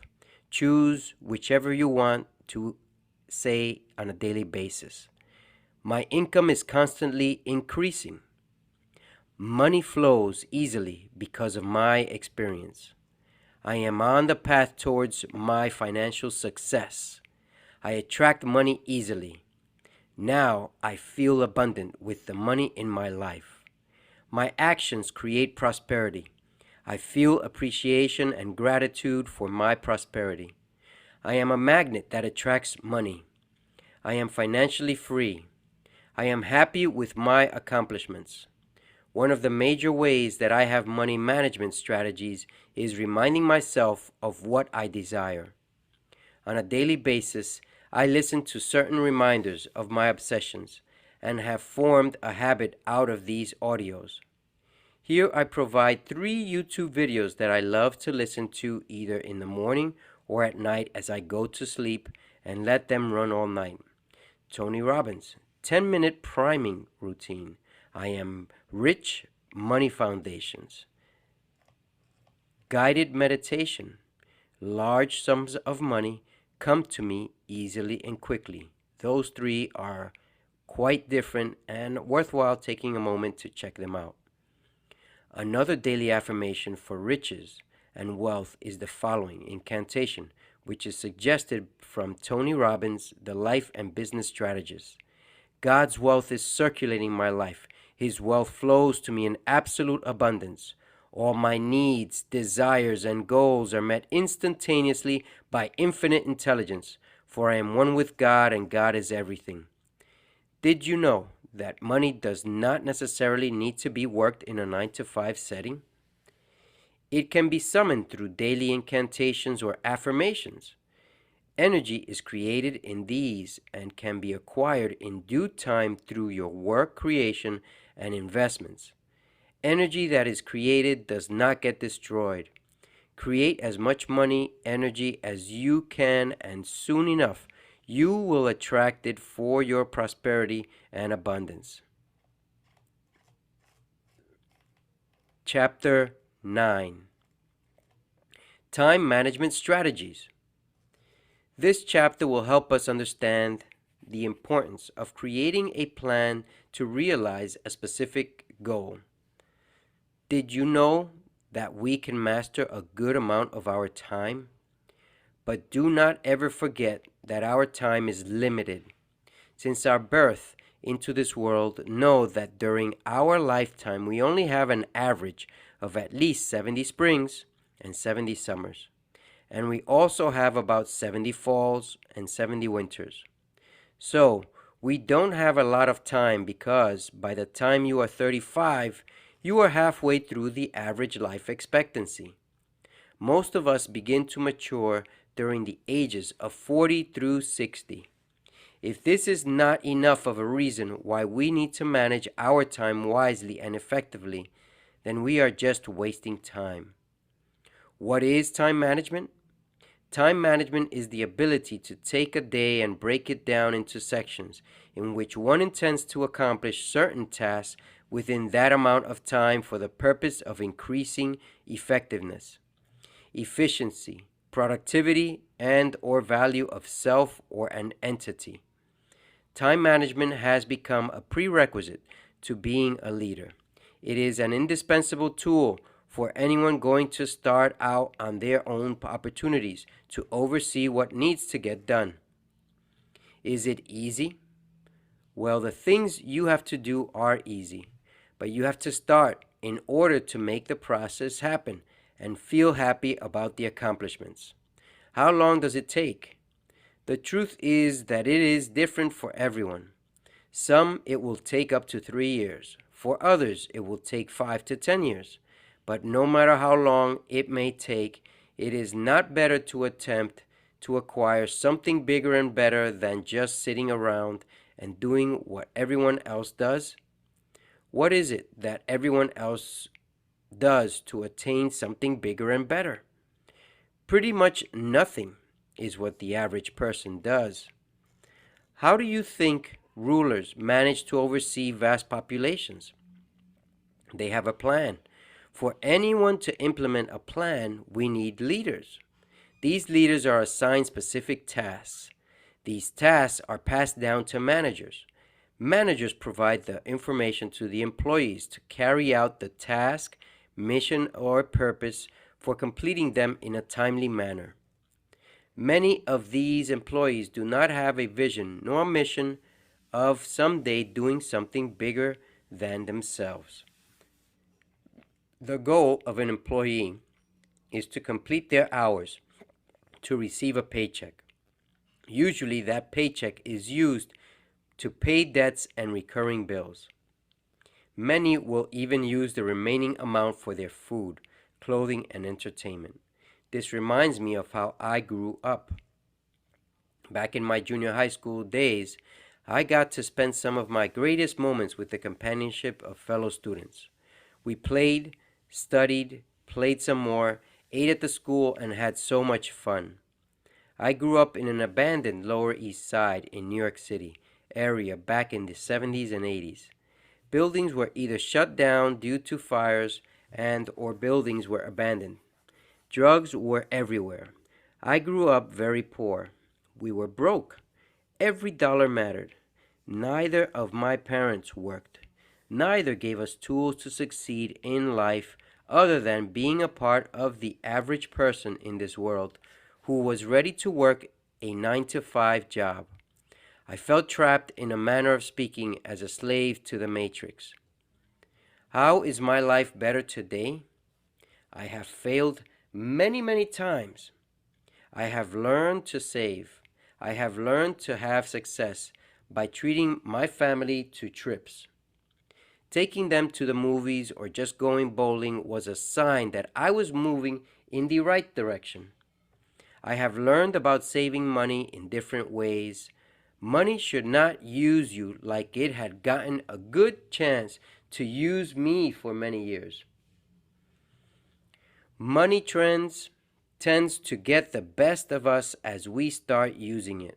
The matrix draws us into the pool of debt because it is so readily available to us. Money is a tool. It is a vital tool that we need to learn how to use for our benefit and the benefit of others. Money should be used for acquiring pleasures and contributing to those we know and also those we don't know. Money should be required subject whether in the home or the school, and it usually is not required. Too few of us research on the best practices to use money. One of these practices involves contributing and tithing. This will be talked about in a later chapter. Before I give you the good stuff, money has had me wrapped around for a very long time. I have been in debt and have not been able to get out of debt completely. But there was a point in my life when I had unmanageable debt. I was working 80 or more hours every week to get out of debt. I eventually managed to lower it down enough, and that is how I am here. How did I use money? Yes, you can use money to build wealth and to get out of debt. First, I made a visual plan. I started to research and read books. I read a few books on producing wealth. I looked up all my debts. I made a complete list including what time of the month each debt had to be paid. I put the list in order of the highest debt first and the lowest last. Now I started to see a better picture of my debts, and I could see how I could make a path to tackle them down. I knew that in order to get all my debts paid, I had to pay more. Then I started to get answers and created a time management plan on this plan, I wanted to know and write down what my outcome would be first. I knew if I wrote down what I want to accomplish, the realities of what I want to acquire would become real. Then I needed to figure out the reasons for wanting this outcome. When you know your purpose, the reasons are much easier to accomplish. Remember to write your purpose down. Written declarations make a visual effect of what you are trying to accomplish. Writing is magical.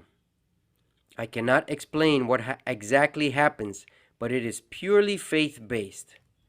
Make certain that your time management plan would guide you to accomplishing what you want.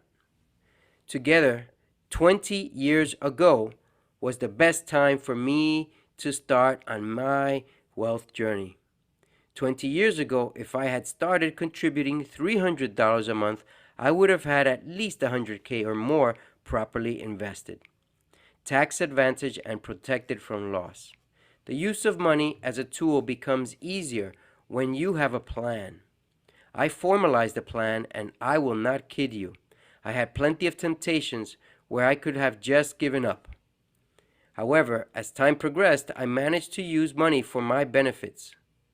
Again, I want to be clear. I had no money when I started, and I had no fortune left for me to make it easier or get ahead. I was clearly overwhelmingly in debt at the age of 18. Well, since we cannot revisit the opportunities we had 20 years ago, when is the second best time to start preparing financially for our future? Now is the second best time to prepare. Now, because I cannot educate, train, and develop you through this book on best practices for investing, I suggest that you reach out to someone who can, or you can reach out our team, and we will be willing to assist you. Many financial advisors out in the world are eagerly waiting to try and make a fast 1% on your money. However, our financial advisors are trained to show you all the different options for investing so that you get to choose the best benefit. Time management builds teamwork. Can you imagine if you let your emotions take over? If you relied on the energy of other people as well as the confidence of your own skills? Is it a struggle between anger, frustration, and pride, which can lead to troubles and obstacles, versus self-control, self-discipline, and confidence? Learn to manage time, yourself, and everything will work in a convenient way. This, in turn, will assist you so that you can make important decisions, build value, and become a leader as well as a better self-made person. Learn again to manage time, your team, yourself, and everything will work in a convenient way. This, in turn, will assist you so that you can make important decisions, build value, and become a leader as well as better self-made person. Strategies of time management. When we are presented with a marvelous plan to manage our time, most of us give the most stupid responses such as, "I have no time." What an idiotic answer. If you have no time, you would be dead, or at least buried alive, so that you can imagine what it feels to have no time. Another dumb answer is, "I have no money." It is not about the money. It is more about the possibility of seeing beyond money, and more about making something wonderful and positive. The money will come if you build the value for it. You know that if you really want something, I am certain that you can find a way to get the money to acquire it. What is your primary goal? Your primary goal should be congruent to your personal success goal. First, you should make a better person out of yourself. Stop the lying, stop the cheating, the petty stealing, and soon enough you will see a major improvement in your life. Treat your wife, kids, family, and friends every so often to fun times. These are important because if you do not do it along the way, it will cost you as much or more than it has cost me. Remember that we each are given 168 hours every week. We need to figure out how we can break it down so that our lives have more meaning. We can measure our progress and be able to feel good about accomplishing certain things throughout our day-to-day environment. Selling yourself through creating a fictitious you is so great that when it eventually catches up to you, you will wind up right back where you started. You know that I have struggled with telling the truth. I know firsthand how hard it can be to tell the truth, but I know that the importance of telling the truth for ourselves and within society, it is clear and has no excuse for doing the contrary. I remember creating a world in which only existed as a lie. I remember telling others of how great I was when I was nor had anything. Who hasn't lied? Most people lie for nonsense. We lie just to appear cool. We lie for acceptance of another person or group. We lie constantly, and unfortunately, we do it so often that we don't even know if we are saying lies or are actually telling the truth. Most of us lie because as we grow up, our parents and friends tell us lies and show us how to lie. We grow up into a culture that does not necessarily see the truth as the best option. Why? Because we are poor and broke and do not have possibilities. But the good news is this can all change for the better. Until that day comes when you notice you have created a world that does not exist. I believe that the more we lie, the worse off we become into having to figure out a way to get back to reality. Lying is so easy. It is much easier than telling the truth. But we all have a system in our bodies that alerts us when we are creating fables and avoiding the truth. Usually, we avoid the truth for no real reason. Some of us have lied on applications. I can't argue with that, as I am guilty of that too. You see that we create a way of circumventing the reality we live in order for what? What is the benefit of lying? We are confusing our own inner selves every time that we do these acts of storytelling. When will we learn that above all else the truth is supreme? Second, make the right decision, not the easy one. More than 99% of the world population is in debt.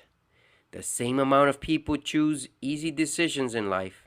The same amount of people feel comfortable in what they are presently doing and will keep with the pain they feel at their current job because it doesn't hurt as much as trying to look for something better.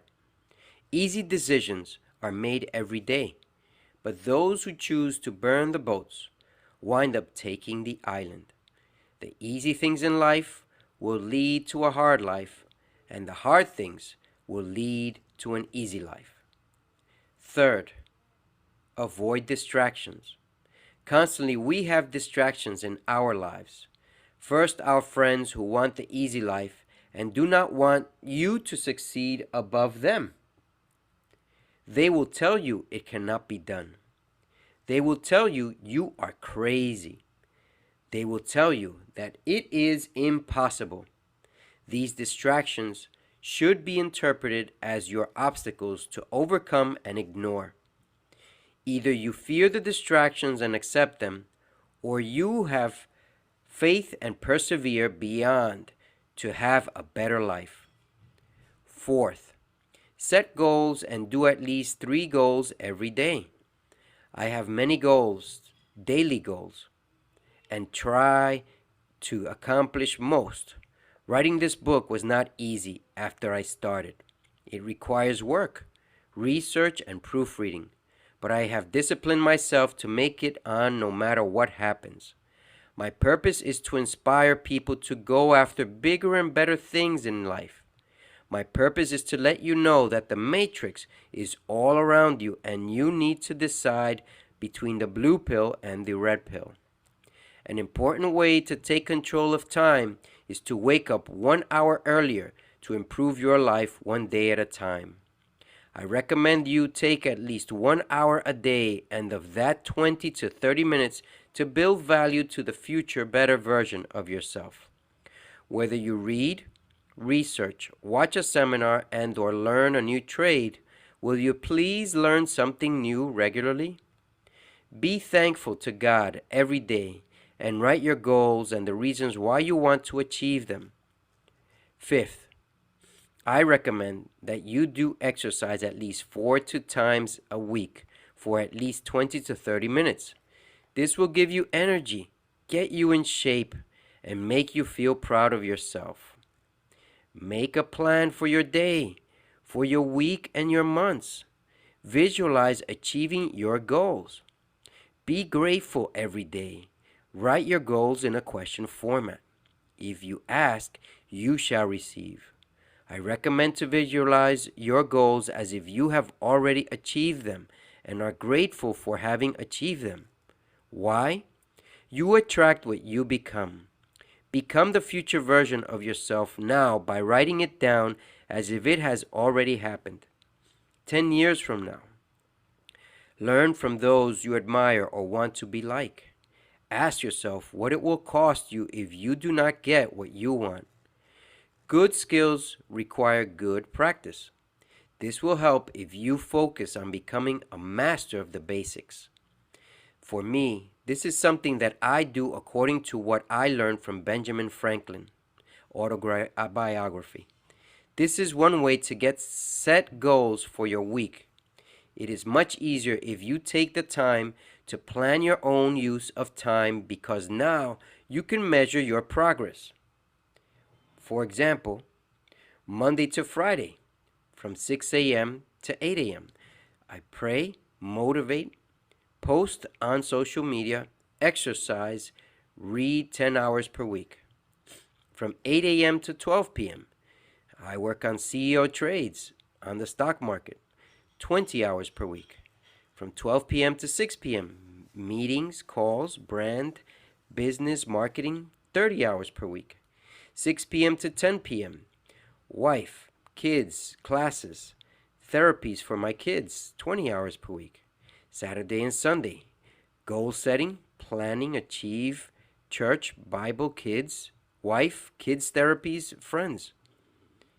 Another method for managing the number of hours that are available to you on a weekly basis and mapping them out so that you can control your lifestyle is by splitting up the number of hours.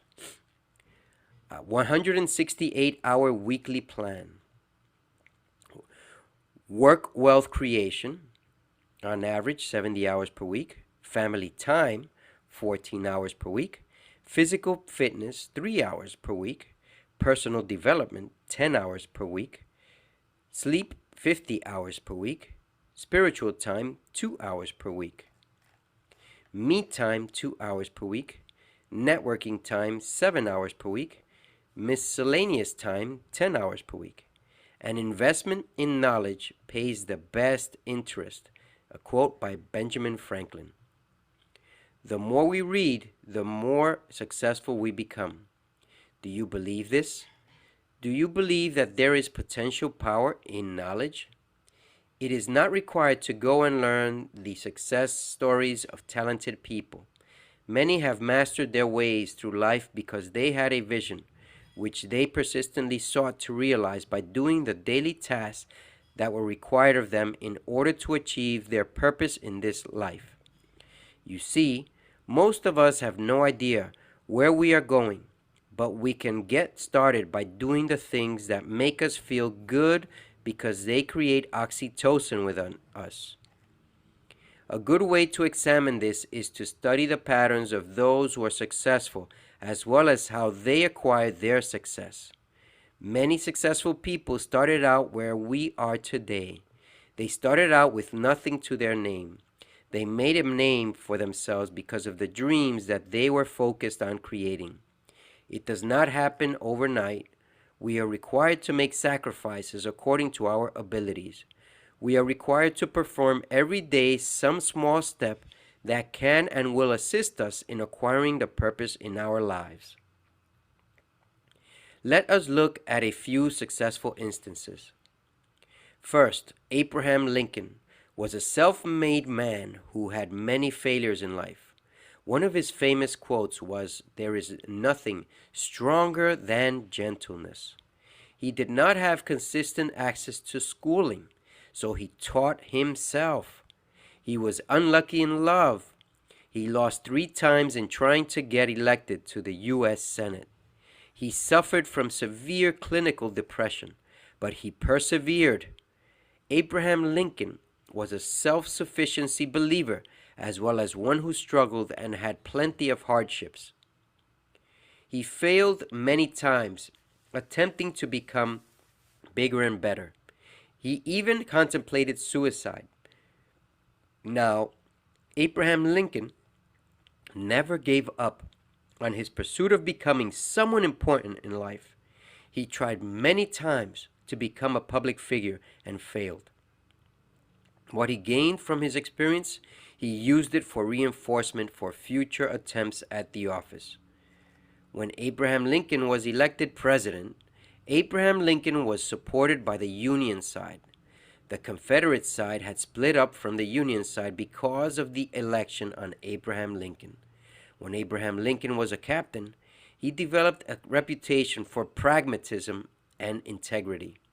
One of his famous sayings of the time includes, "I do not think much of who is not wiser today than he was yesterday." The Emancipation Proclamation, which was legally based on the president's right to seize the property of those in rebellion against the state, only freed slaves in southern states where Lincoln's forces had no control. Nevertheless, it changed the tenor of the war, making it from the northern point of view a fight both to preserve the Union and to end slavery. Another one of Lincoln's quotes was, "The worst things you can do for those you love are the things they could and should do for themselves." In his second inauguration speech, March 4th, 1865, his one goal, he said, was lasting peace among ourselves. He called for malice towards none and charity for all.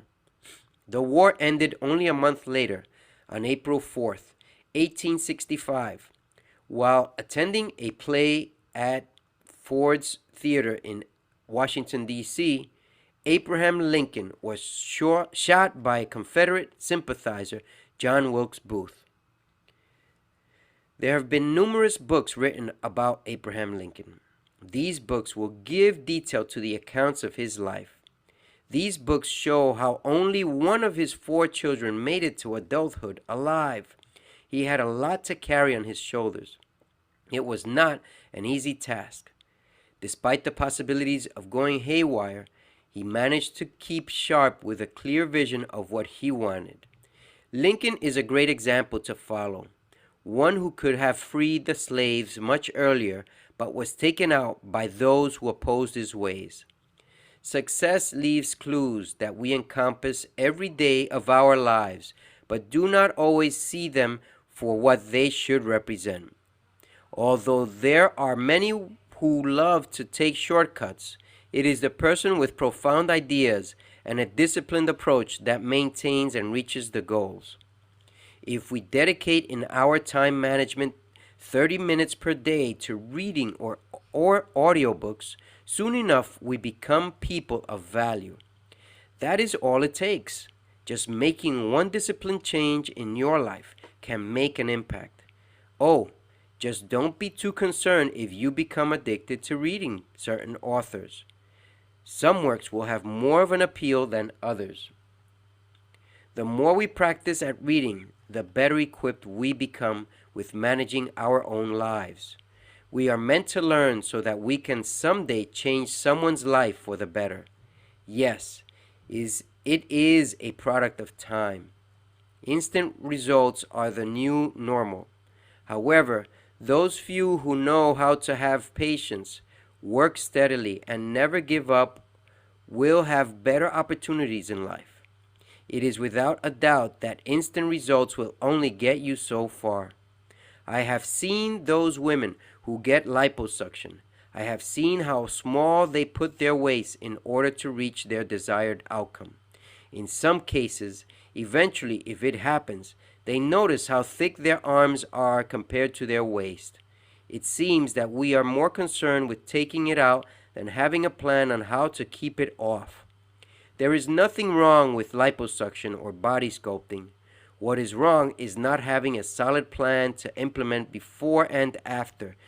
Instant results lead us to have this perspective on how we can take off reality and suffice for an image that does not reflect our actuality.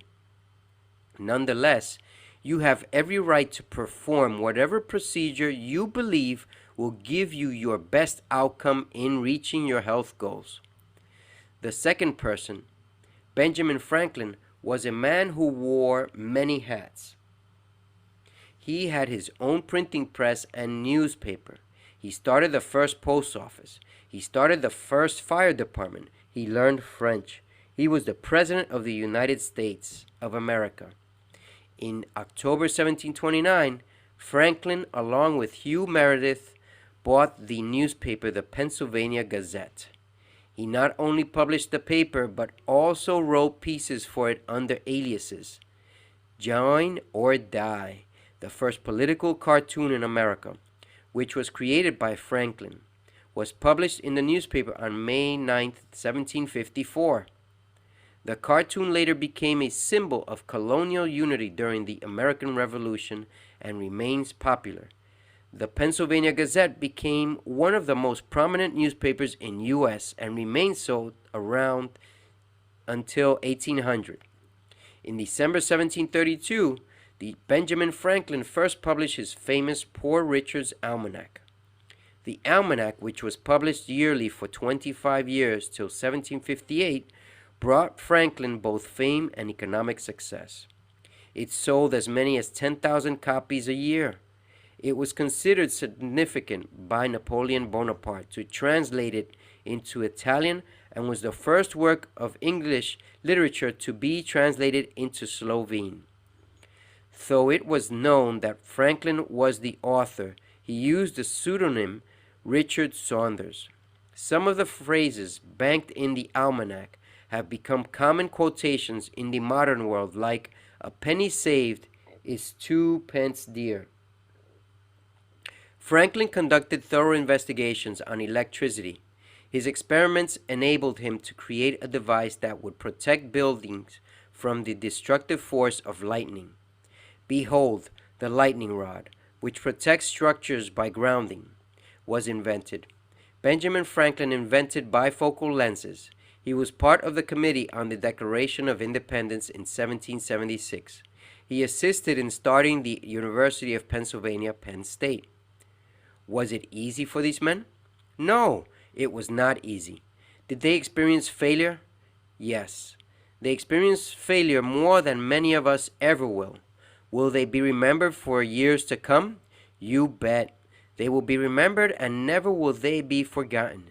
Their contributions demonstrate a self-disciplined daily attempt to improve the circumstances of their lives, as well as the people of the United States, if not the world. Abraham Lincoln was of the mind that today should be better than you were yesterday. Benjamin Franklin loved to contribute. He was well known for giving money to people and organizations that needed contributions.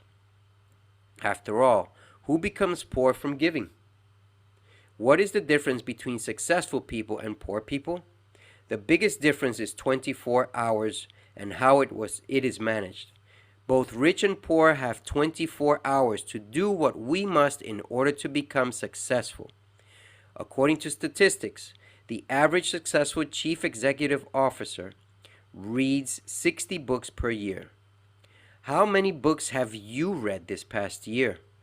How much are you dedicating every day to build value for yourself? We need to learn new skills, new tools, and gain influence to be able to create the necessary value needed so that we can create a better future. When you learn from your own will, something marvelous and spectacular happens. We start to shape our own destinies, and our own dreams become alive. We start to pursue the less traveled road. We engage in an internal conflict where part of your body is telling you to give up because you are useless versus the inner drive to become unstoppable. The possibility of being someone who is in control. The privilege of telling your inner voice to shut up. Why would my inner voice tell me negative thoughts? What am I to benefit from these negative thoughts? It takes time to learn and become disciplined in a positive perspective on life. We need all the help we can get. Can you imagine what would have happened if Abraham Lincoln just gave up when his children died or when he lost his spouse?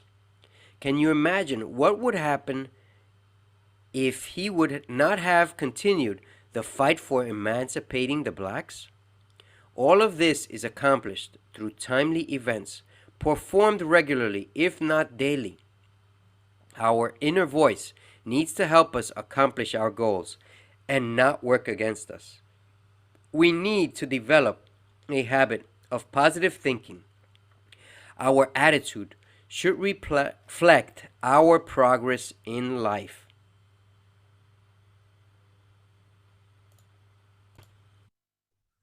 Chapter 10. Challenge. When you want to control or take control of time in your life, there is a big obstacle that most people neglect as they start to synchronize their time. It has to do with a busy life. We all have to take into consideration that time management is directly related to life management. We all have busy lives. Many of us don't even know how to adjust our schedules to incorporate newer possibilities in our busy schedules. In this case, we need to focus on three aspects of our lives so that time management can work properly. First, I believe we need to organize our lives. When we start to consider organizing our lives, especially since we know that the world is changing much more rapidly than at any other time in history, change can be something scary for many people. Change can also be good, especially when you are not happy where you want to be. Change allows anyone to reach better possibilities. Organizing requires making changes and getting out of your comfort zone. Although that there are many changes in this world, there is one thing that never changes. Our purpose never changes. Whatever may be happening in the world around us, our purpose continues to be the same. What we do to organize, what can we do to organize our lives in order to realize our purpose?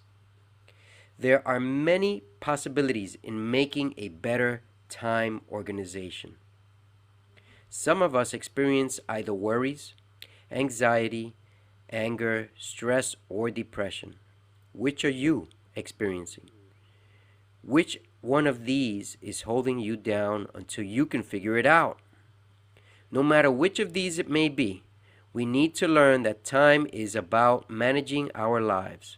For instance, if we are angry with someone or are holding onto a grudge or are depressed, why are we focused on the negative view of the situation?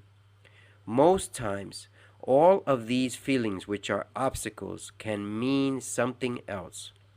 In any of these feelings of being upset, stressed, anxious, worried, or depressed, we can experience unbelievable growth in a great way. Oh yes, while we tend to focus on the negative side of things, there is always a better and positive way to look at circumstances. It could be a lesson that we need to learn or something that needs to be fulfilled. Once you feel that you have hit the bottom of life, you can experience the most growth, especially in managing your life. Secondly, is prioritizing.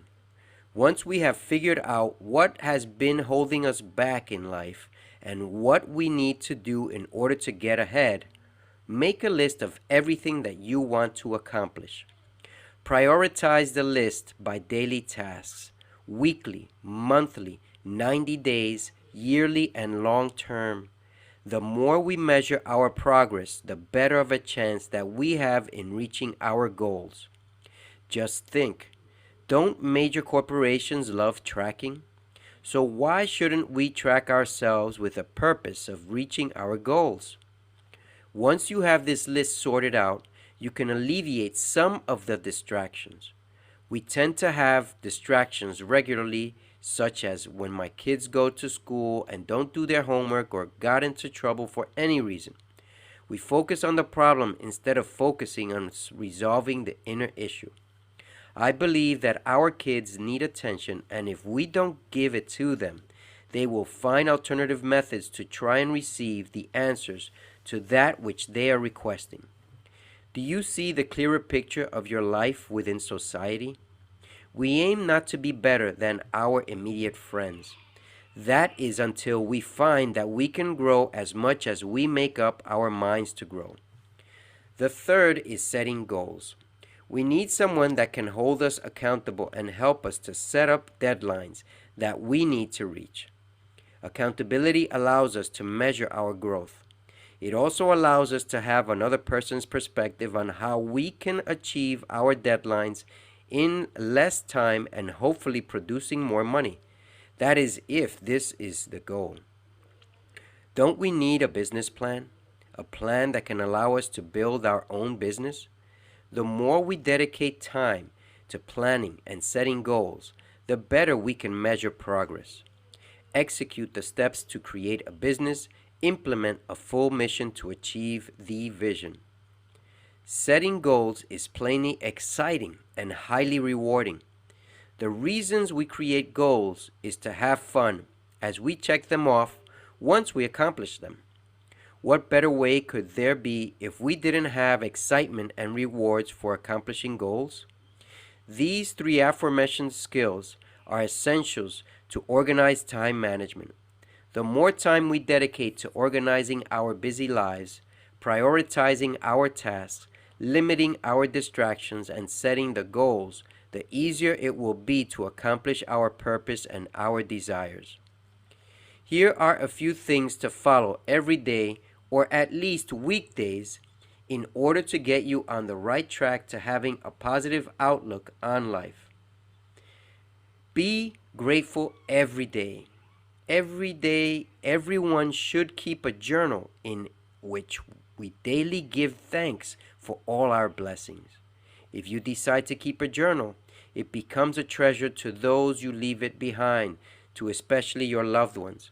Write down all the blessings, which include being alive, having a family and friends, blessings that include giving thanks for the air, the water, and the sun, which we have been given. Be grateful for your heart and your spirit. Be grateful for all your experiences as well as accomplishments. There is always something to learn, change, grow, and to be grateful. In my life, in my family, my wife and I had to learn through one of our toughest moments in life when our last child, Judalise, was born. Now, we see that this really horrific moment in life is a blessing in disguise. We see how much we have learned and grown.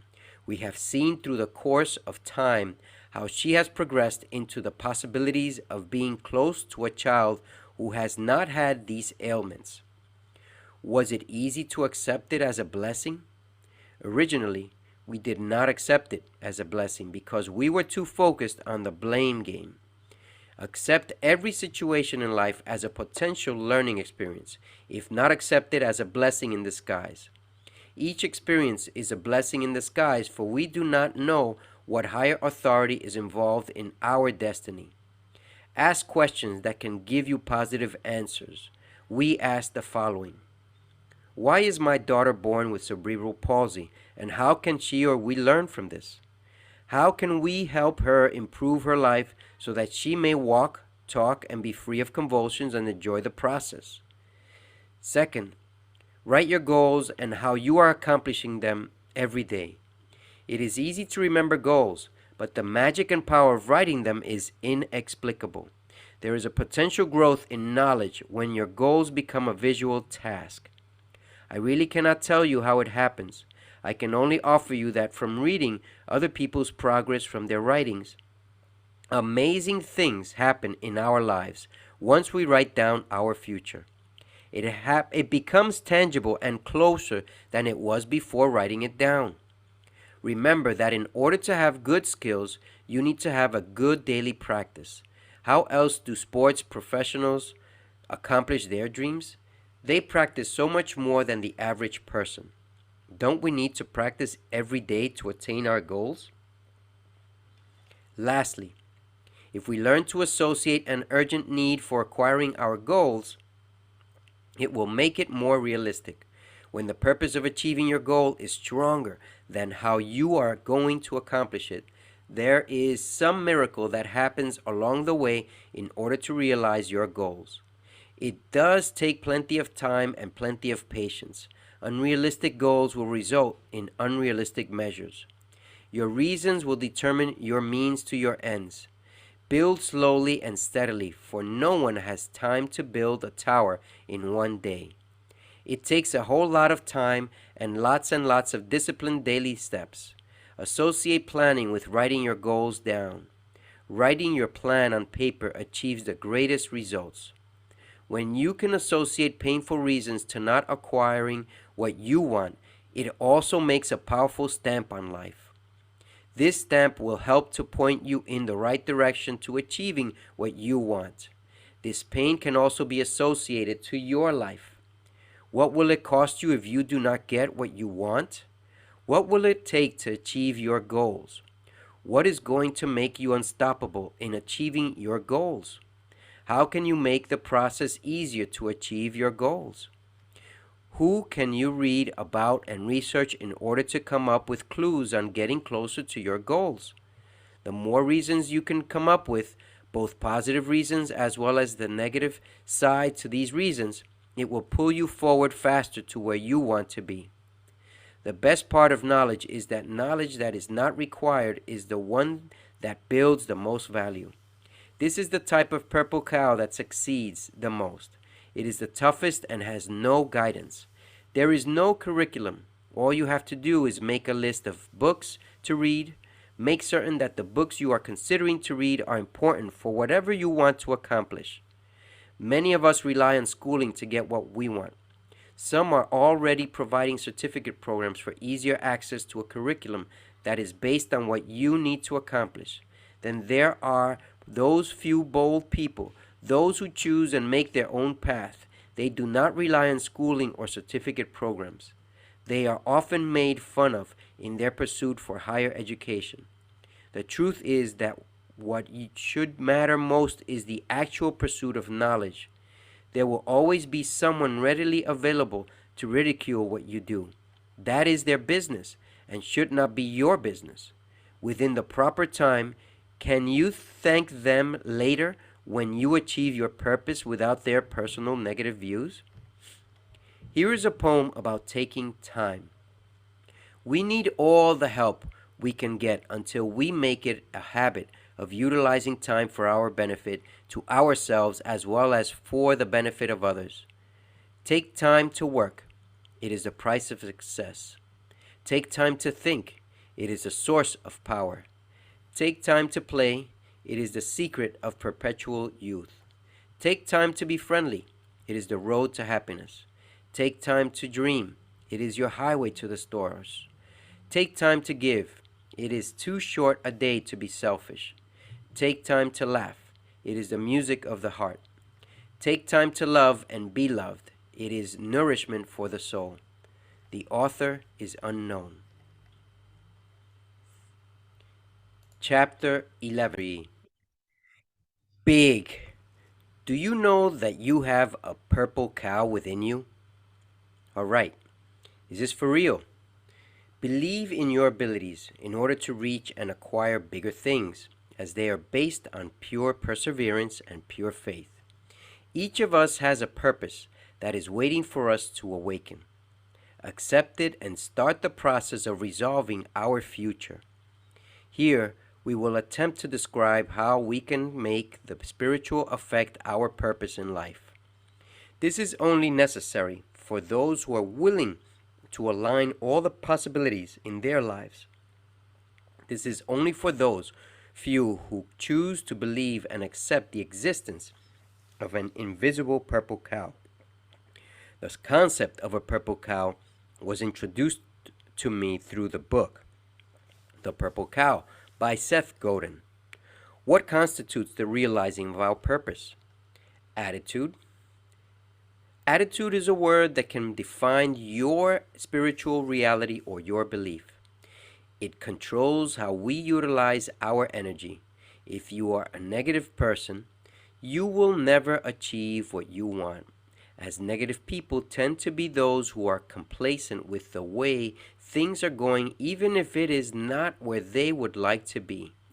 If you know someone who is negative, and chances are pretty high that you do, you will notice that their ambition is to eat, drink, and sleep their dreams as if there is no greater purpose. Being comfortable is another way that resembles fear. It is in facing fear that we can either change that which we do not accept, or not do anything and keep living. Just living like everyone else has been without a purpose, without energy to evolve, or without an attitude of fulfilling your dreams.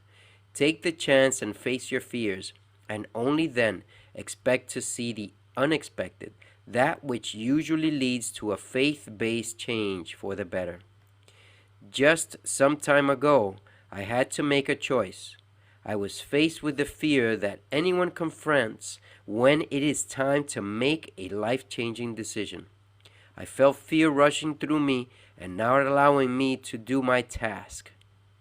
After all, why was I afraid? I didn't know what the outcome would be. I only knew the fear that I felt. It took me a few days to get over this fear. But what would have happened had I let fear talk me out of improving my possibilities? Fears can be described as either being afraid of what is unknown, or negative attitudes associated with a world that has no possibilities. Why on earth would the majority of us humans resolve to accept a negative attitude? Are you a negative thinker? I know. It is so much easier to be negative than to take a risk in life and not knowing if you will succeed.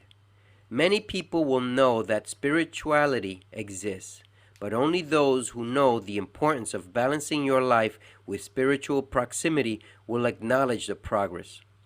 I believe the difference between attitude and fear is that attitude represents someone who is daring to step out of their comfort zone. Fear. 2, 3. Yes, attitude can be positive or negative. The same energy can exist between both our attitude and our fears. We must live this life to the fullest by taking risks in order to overcome our fears so that we can grow exponentially. The habits that we develop in life are the reasons why we find ourselves confined to fear. Habits can either help us overcome fear or be so comfortable with fear that we do not want to change our reality. The only way to be spiritually connected is by attaining the following. Be true to yourself. We have been taught since birth that lying is okay. It is okay because everyone lies. It is okay because people are using it for the smallest of things. Did you know that lying has a purpose? There are good reasons to lie. When you want your child to get ahead in life, to pursue bigger and better possibilities, we tell them exactly what they need to hear in order to believe that possibilities exist. Isn't it crazy how one bad thing, a lie, can be made into a positive? Many people believe that lying is terrible. I know. But I believe that lying should not be our ultimate goal. We have been taught to lie because no one corrects us. Lying is a tool that is mostly used for not telling the truth in order to create a fictitious reality. Do you know that there exist reasons why lying is important? I know of a story where a deaf child was told a white lie by his father. This white lie consists in the following: his son could not hear. His father told his son that the reason he didn't have ears is because he is special, because he will be treated better than other kids in his school. This white lie has led this young man to have a better life because his father utilized a white lie in order to catapult his son to believe that he was special, that his son will accomplish more than others. What else can you tell your child besides that they are special and that they will grow more than the other kids in their classroom? Can you imagine the possibilities of a positive attitude?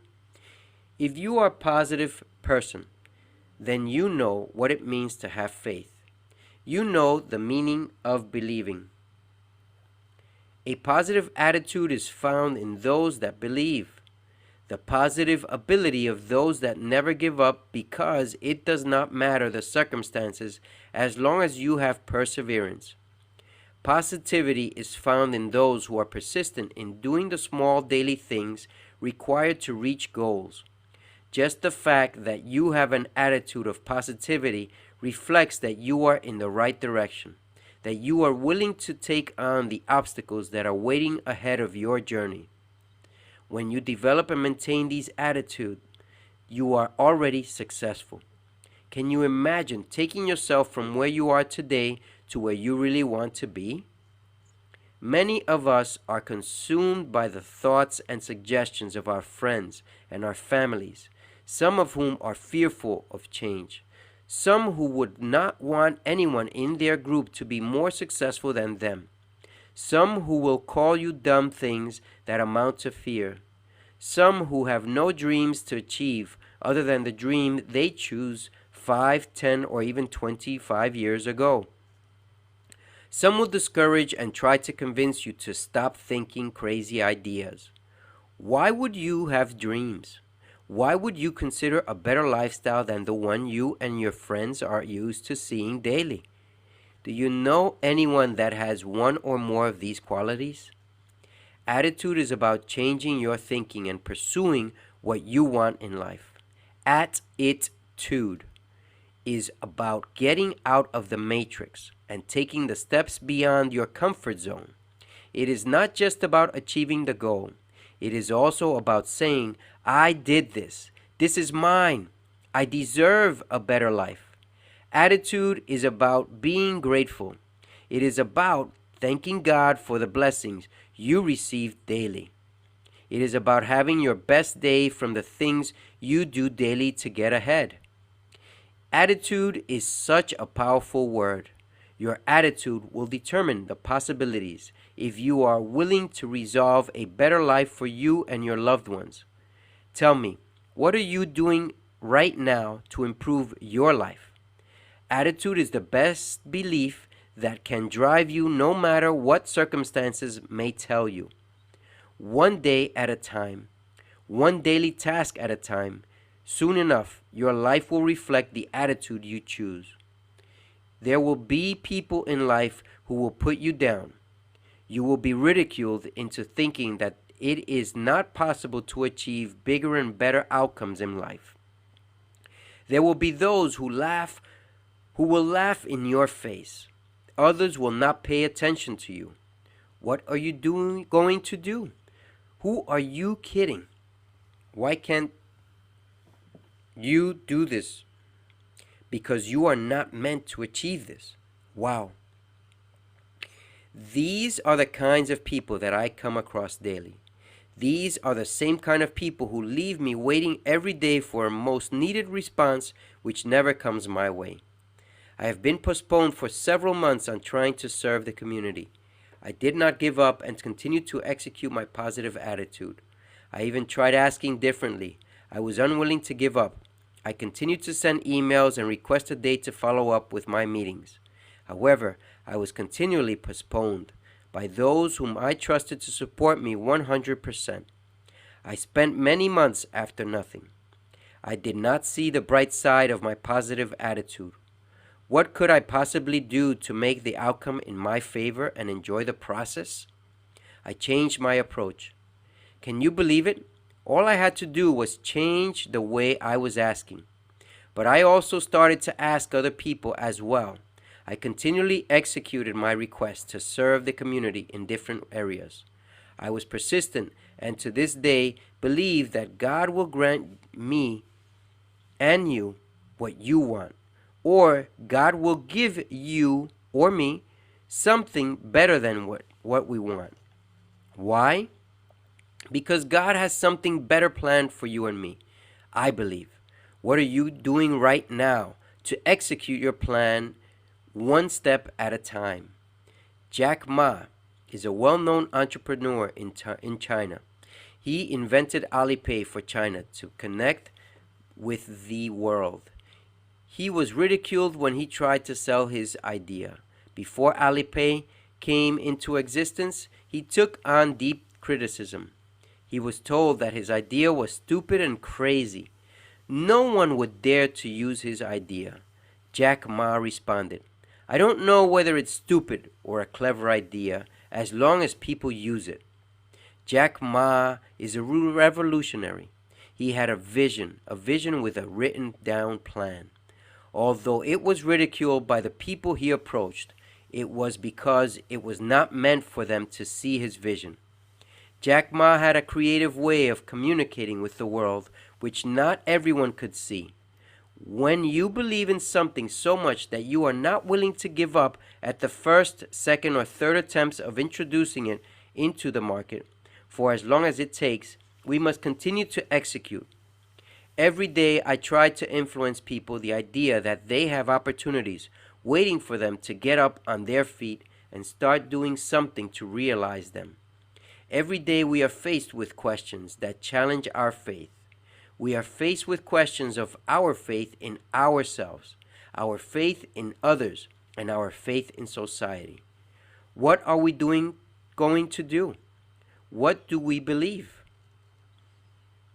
I believe that you are a perfect human being capable of doing unbelievable things. A human who is in need of guidance in order to live the best version that exists within you. A gift to share with others and to make a profit for yourself and for the benefit of those who are in need of receiving. Don't get me wrong. We all deserve to receive what we need. However, those who find it easier to receive do not get too far in life. We need to give in order to align our spiritual side with everything that we want to accomplish. We are here in this world to work together. Not everyone will notice this, but you are special. You are the reason why we are communicating. To get to better heights, you must first find your purpose spiritually. How do we find the reasons why we need to see a better image within ourselves? We need to have a vision of where do we want to go? What do we want to see? And what do we want to be? I cannot say this enough until you can see how big this is. We need to have it written down. It does not need to be perfect, but it needs to be a vision of a projection of the things that we want to accomplish in this world.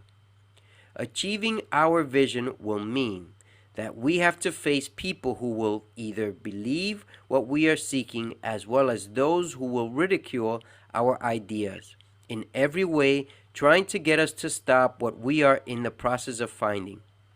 Spiritual progress comes from our inner selves. We need to connect with our inner selves in order to align our purpose with the universe and align it with God. You see, when Jack Ma set out to do amazing things, he was in alignment spiritually. He walked the path of faith. He was willing not to take no for an answer on his project. What a purple cow Jack Ma turned out to be. It is not what we are told that will make us great. It is what we tell and do for ourselves that will make us great. Spiritually speaking, society will try to bring us down. We are told the worst things so as not to pursue and reinvent who we are, why we are here, and where do we want to go. Why settle for anything less than trying to realize your potential in any shape or form? Why listen to those who fear change? Why bother to do what very few choose to do?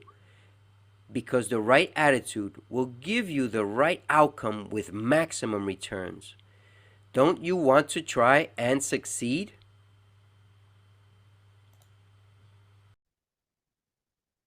Chapter 12. Baggage. Will the truth set us free? Wouldn't it be wonderful if we only had innocent thoughts and in the process make our world a better place? When we engage in empathizing with others and in accordance with the circumstances that we confront or are exposed to can reveal part of our sincerity, but not who we are. Did you know that everything is permitted to be done on this earth, but not everything benefits me?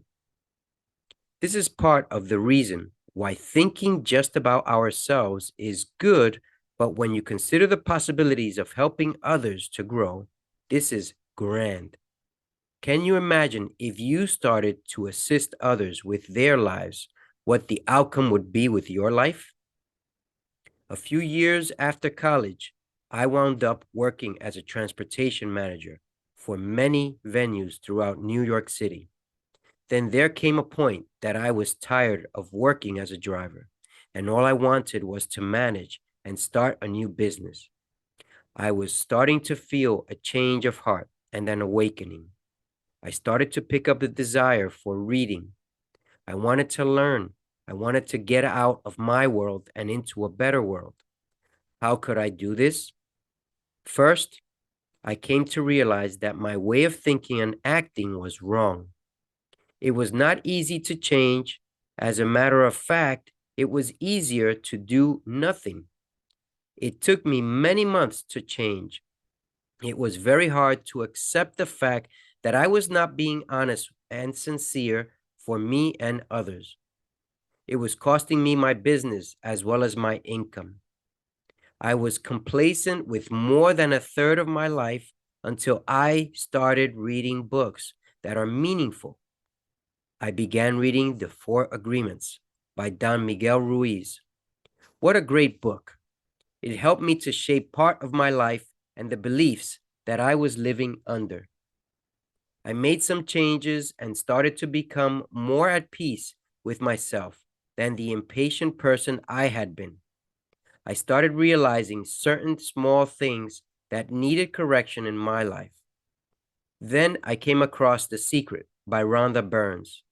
The Secret is a best-selling 2006 self-help book written by Rhonda Burns. It gave me an easier way to achieve a visual perspective on goals. We need to spiritually grab hold of what we want. I thought this was sufficient to get me going to where I want to be going. It was so sufficient, I put it to the test. I told myself that I wanted to double my income. I kept repeating this to myself. I visually could see the money coming into me. I was focused on achieving my objective. I thought about my monetary goal daily. Did the law of attraction work for me? Oh, yes, it did. I was so focused on acquiring it that I managed to attain it by the end of the year, that year. I was shocked on one end, but I was determined on another. I then applied the same rule to landing a bigger apartment. I was expecting to get into a specific building on a specific street and a specific floor facing the front of the building. I was so focused that I would pass by the front of the building quite regularly.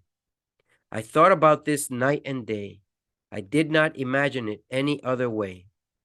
Even when I had doubts, I managed not to let my fears take over. For a second time, my family and I received the benefits of the law of attraction. Thank God we got it. A bigger place on the upper floor of the front of a specific building. But things didn't end there. I did not have a written down plan for any of the things I wanted to accomplish. So, yes, I did everything the law of attraction, but I found out that there are ways to make it more meaningful. I found out the possibilities became bigger once my visuals were written down. A visual can allow you to acquire things that are bigger and better. A written down plan can allow you to not only visualize your needs and wants, but also assist into creating a better picture and a map to follow. It does not have to be a perfect map because when I started writing things down, I had an actual account of what I wanted and when I wanted it, how I was going to go about in acquiring it, and the biggest and most important reason is why I wanted to acquire it. Most of us will not take the time when we want something to provide a strategy on how we are going to get it. We have no plan as to what is our budget if it has to do with money. Many of us just want something just because we want it. How can we acquire what we want without a plan? I believe it is possible to receive what you want. I believe that we are capable of attracting what we want or even receiving something better than what we want. Now, if you can answer why do you deserve or want it with all sincerity and honesty, you can create a message to infinite intelligence, and something will be created that at the proper moment in time, it shall be given to you in some way, shape, or form.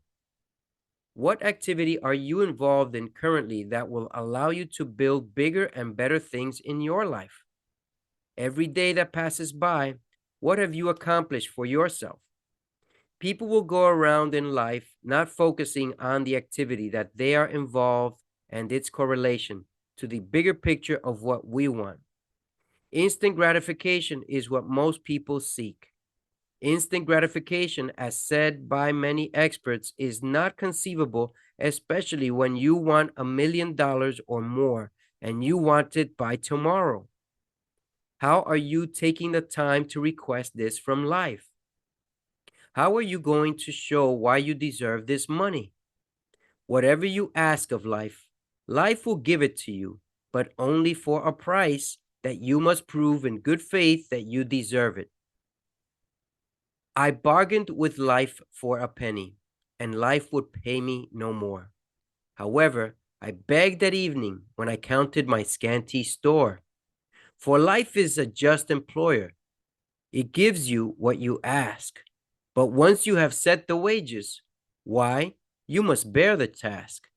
I worked for a menial's hire only to learn, dismayed, that any wage I had asked of life, life would have willingly paid. Poem by Jesse B. Rittenhouse. Bigger and better things are out there. They are within us, waiting. Our spirit knows the feelings, but we are free to choose whatever activity we want to be a part of in this world, today or any day of our lives.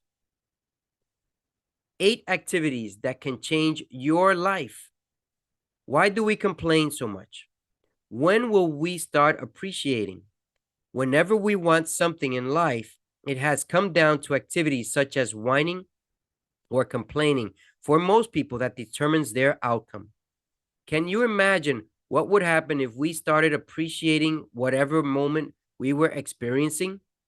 Although we do not understand everything, what if we appreciated even the toughest moments? Could you imagine the sense of being relentless for the pursuit of appreciation? When will we embrace loneliness? When will we reinvent ourselves? We need each other to share, grow, learn, and to point out the wrongs within us. We also need to find out ourselves, to find the purpose of our existence. Are you an inventor or are you a builder? We need to take time to meditate and find out why we are alive and what are we supposed to do while we are here on this earth. The more you focus on yourself, the better of a salesperson you shall become. We are all natural salespersons. We just need the inner guidance to find our true purpose. Sometimes it takes transforming into a completely different person in order for us to find who we truly are and who we are meant to become. I know because I had to stop what I was doing in order to fulfill my purpose. It was not easy being wrong, but I accepted that I was wrong and I accepted a bigger challenge in finding myself through all that I learn and all that I do on a daily basis. When are you going to get rid of people who don't add value? Did you know that you are a reflection of your 5 closest and most immediate friends? How many of those 5 close friends are rich? Which one is a doctor, a lawyer, or an accountant? The reason that we are broke is because we are surrounded by the wrong group of friends that we have chosen. Who has more impact than your friends upon society? Usually, the person that reads a book like this and puts it into daily practice has more possibilities if they are willing to come out and take a risk on a new endeavor. Evolve into what you believe is true to your reality. When will you turn off the television and social media? Social media is an important tool that can be monetized. Have you found out how to create possibilities from social media? Life is not a remote control, and so you will have to get up and change it yourself. If our focus is social media, what benefits are you looking to receive in a return? In return, what are you planning to give? The activity that you undertake will determine your success in life. When was the last time that you asked yourself, how can we produce more money? How can we serve others to help them grow, make more money in less time? I am asked this all the time because many people out there do not want to do something than the reality that they see every day. Why would anyone want to change if they are so comfortable being broke, in debt, unhappy, at work, and almost losing their relationship? We need to focus in on these possibilities of making things work properly in our lives so that we can make bigger and better things arise from our choices. When is now a good time to focus on money making activities? Many of us need to just pick a skill that we want to cultivate and put all our effort into developing whatever we want. We have grown confused and have a hard time choosing, but we also have an even harder time sticking to our choices until they have evolved. Develop what you decide to work for as a means to produce money. We are here not so that someone else can provide for us, but we are here so that we can give back to society more than it has given to us. When will you make a full commitment to the goals you set for yourself? Your family is dependent upon you, but more than that, you are dependent upon you.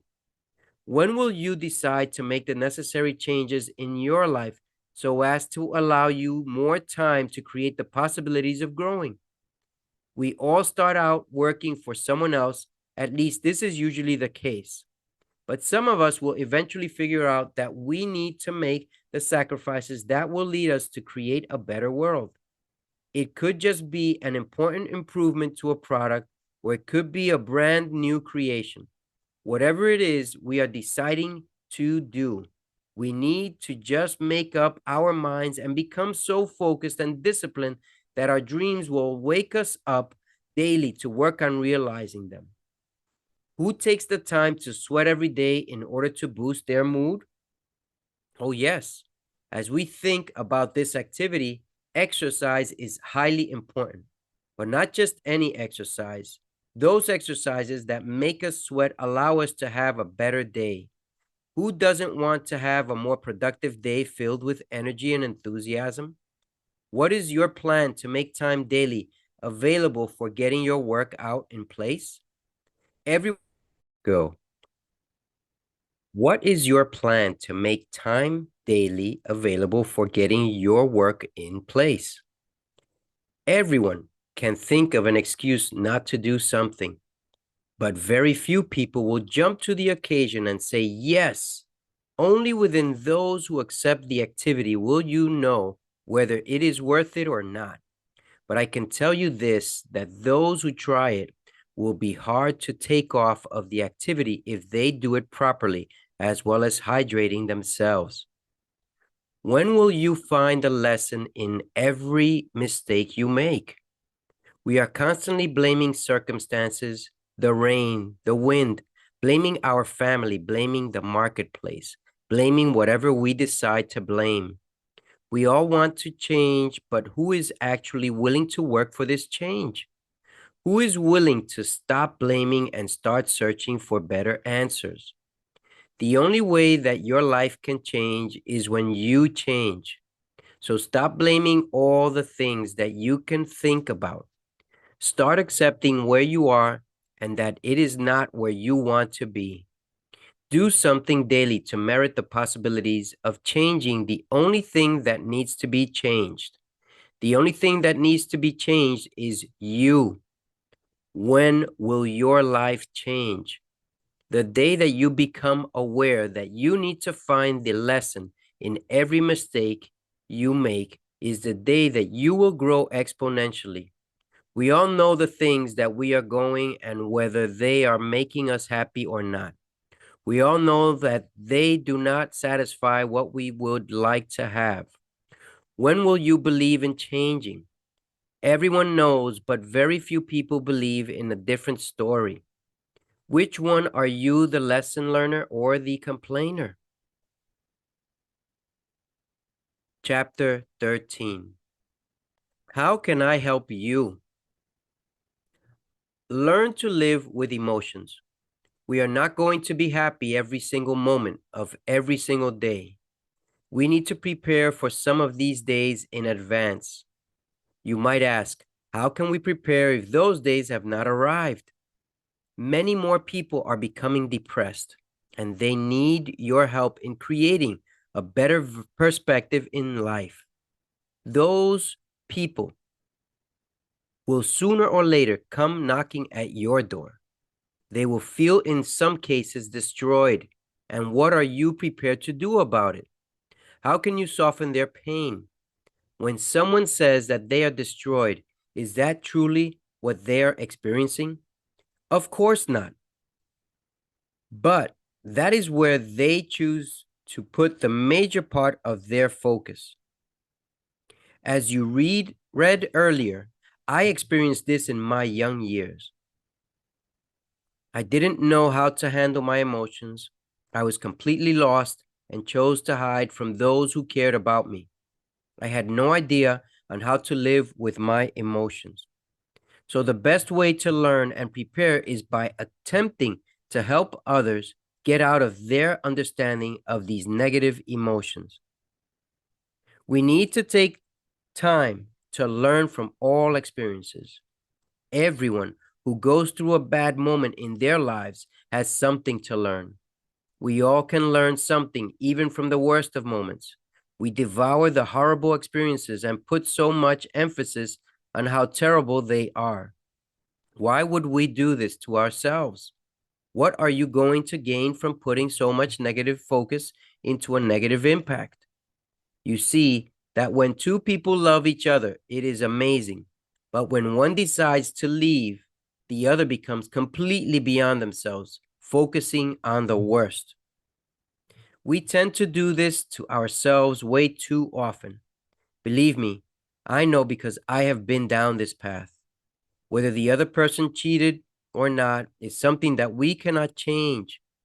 There definitely are better ways to connect what happened. How about, did they do us a favor? Did this person bring us closer to realizing that we were wrong? Did this person leave us because we were not good enough for them? Did you know you will be better for someone else? Did this person show us that we are capable of acquiring a more meaningful relationship? What are your intentions? Is it that you deserve better, or are you going to fight to be with this person who does not want you? There are no perfect answers to relationships. In general, it is best to leave each other because there is always a better opportunity waiting somewhere else. There is always a better understanding of what is actually going on at the moment. Most people find out about what actually happened in their relationships because of time. Time resolves every situation. Within time, we find out whether we deserved certain situations or whether we should have fought to make something better out of what we had. Show compassion towards those who feel they have been hurt. Sometimes we just need to show our love as a friend or family member who is concerned that the other person grows. Being compassionate requires us to leave ourselves in order to dedicate time to helping others. Service such as this is powerful. This type of sincere service to assisting others is growing, can change their lives, and not to mention your life too. I remember a few years ago when I had my first suicidal client. She was 16 and did not even know who to turn to and acquire information. She then reached out to me, and I felt sorrow and her pain. She wanted to commit suicide for one of the craziest reasons that anyone can think of, because she had a need that need was not being met. She had a need of feeling loved. She had just gotten married 3 months earlier, but she was not happy. She and her man were constantly fighting. Unfortunately, at that age, who is ready for marriage? She felt totally out of place because the boy's family didn't really approve of her. She was at a loss because no one supported her within that household. She wanted to commit suicide because she was an embarrassment to her family. She wanted to leave the relationship but did not know where to go. She was ashamed of her errors. This young woman was unwilling to go back to where she grew up with her parents. As I asked her several questions, I created a powerful vision for her. I told her how important she is to everyone. She then opened up to me and said, "What would my parents say? They will ridicule me. They will send me to the streets. What can I do?" I told this young woman the following: "Do you feel like no one loves you?" "Yes." "Do you feel like you have no place to go?" "Yes." "Well, congratulations. Once you hit rock bottom and feel that everything is at a loss, there is only one way to go when you hit that floor. Which way is that? Turn around and look up. The sky is the limit for you. Your parents are waiting for you to return. Never be embarrassed of making such a mistake.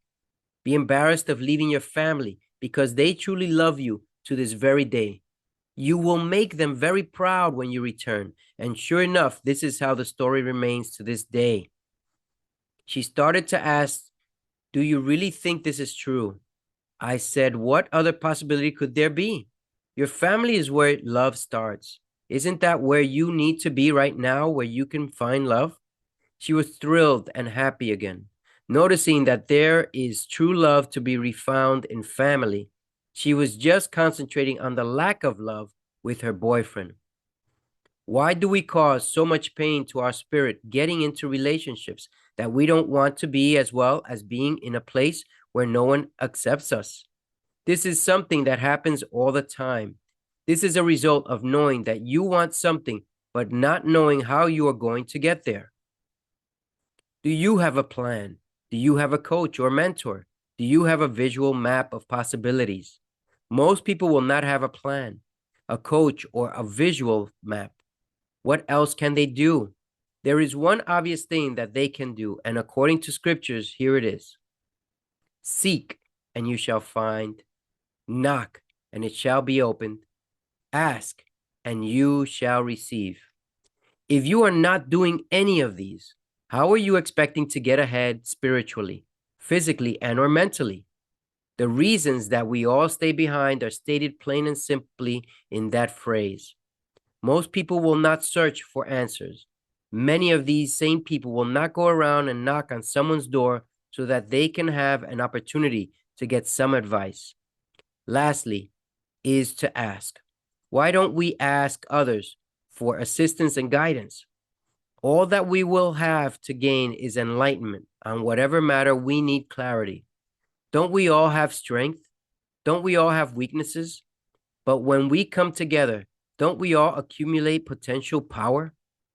You cannot see what is on the other side because you have not used the methods to access information in regards to getting ahead.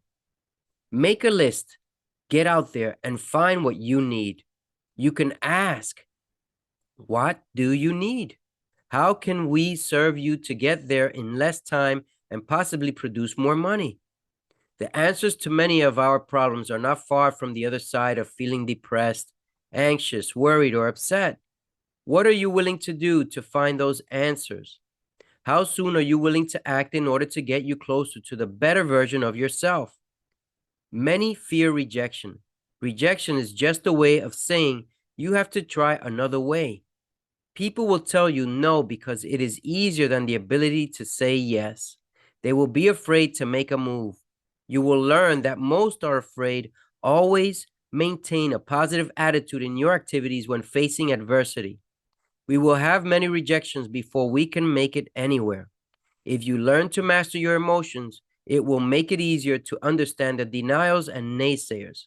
If you let the emotions of your customers and recruits drive you positively, this will be more than sufficient to allow you to pursue bigger and better opportunities. Life will shrink or expand in proportion to one's courage. Never compare what is courageous to you versus what is courageous to someone else. We all are different, and in that difference, we make up the world as human beings. We need each other to be different and to serve because if no one knows how to cook, who could prepare the meal? Not everyone will view this the same way. In order to find the strategies to accomplishing bigger and better things, you will need to learn one basic rule. Learn to love because when you love, you will find it in every place and on the other side of any obstacle. The most important rule to your advantage is to learn to love the word no. If successful people hear the word no or are rejected on major negotiations, why shouldn't you get used to hearing the word no and utilizing it for your favor? Chapter 14. Why build value? What would you do if you knew you were going to die? If you had no money or property to leave your family, and all you could leave to them were a set of principles, what could some of those principles be? We have been brought up to this world to think we are natural thinkers. Unfortunately, the world has become a place that most people just do what they need to do to get by the day. In general, most of us do not have a concrete plan on how to get from where we are to where we want to be. The general population is told what needs to be done and how to get it done. There is one important value missing within our tasks. Why? Why are we doing what we are doing? Why are we starting a task and what is the purpose of this task? How will it bring me any closer to my goals? When I was a part-time driver, my goal was to make $400 a week. Since I was teaching at a school, I didn't think that driving would allow me to make lots of money.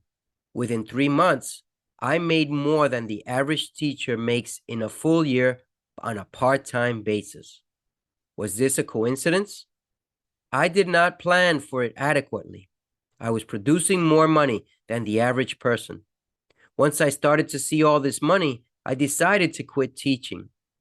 When I did quit, I told myself that someday I would return to teaching because I love to educate, train, and prepare those who are willing to learn.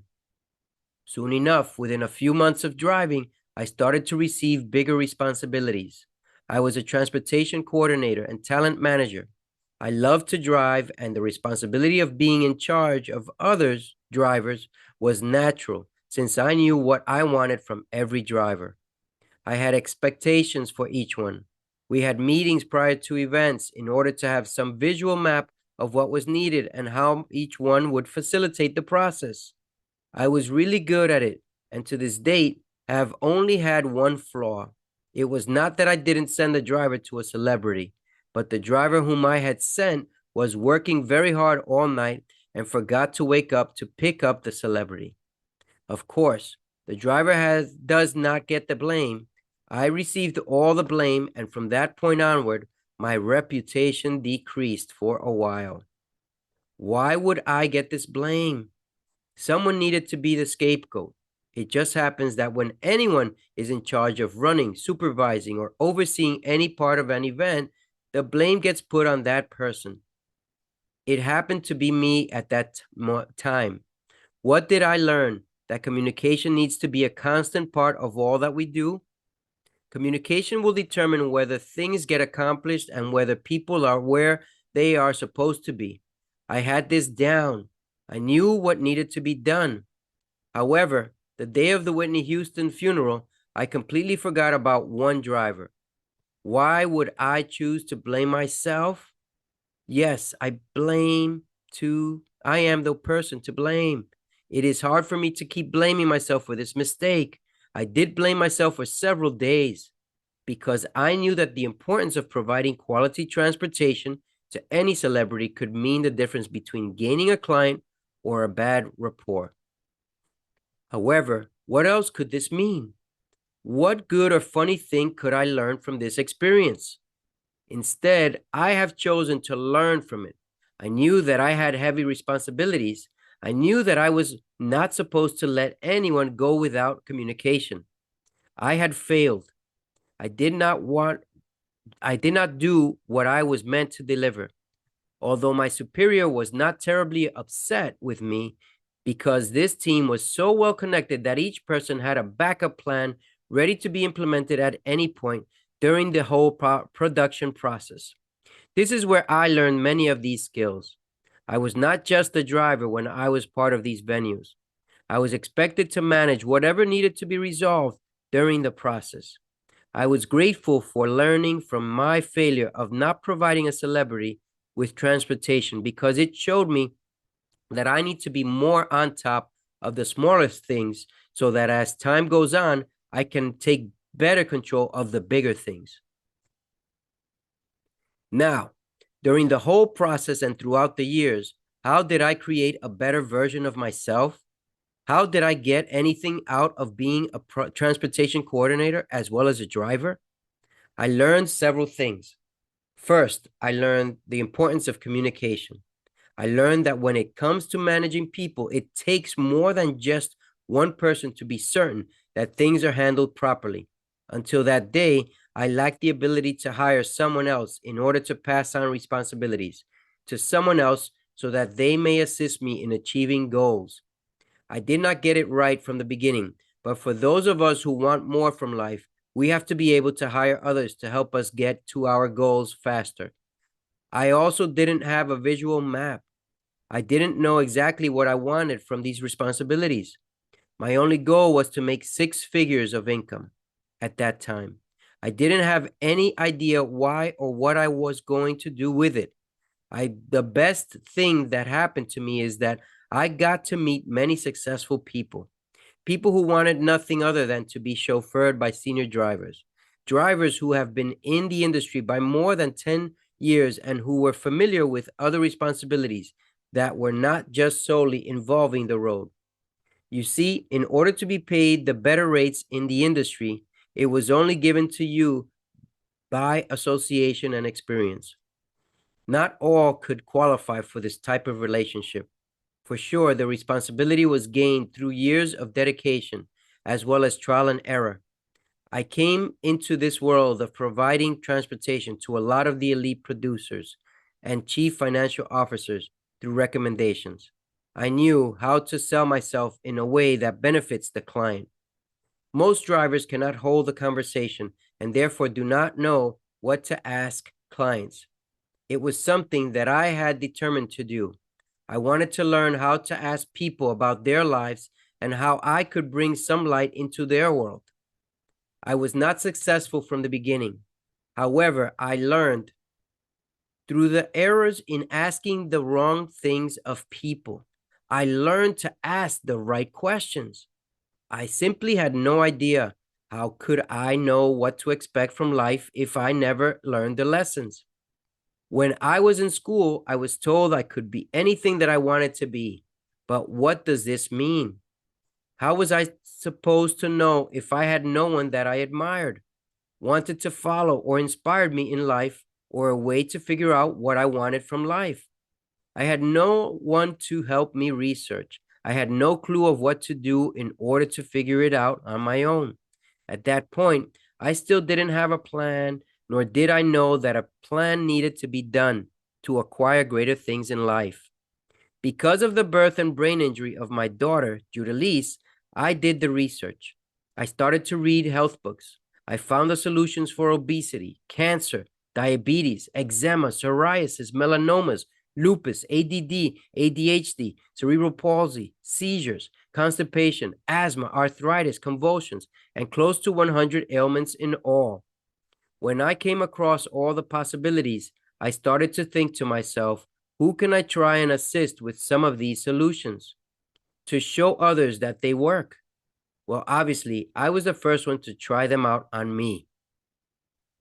I had been overweight for over a decade and had other health concerns, including high blood pressure, high cholesterol, varicose veins, big stomach, lack of libido, tired all the time, constipated, just to name a few.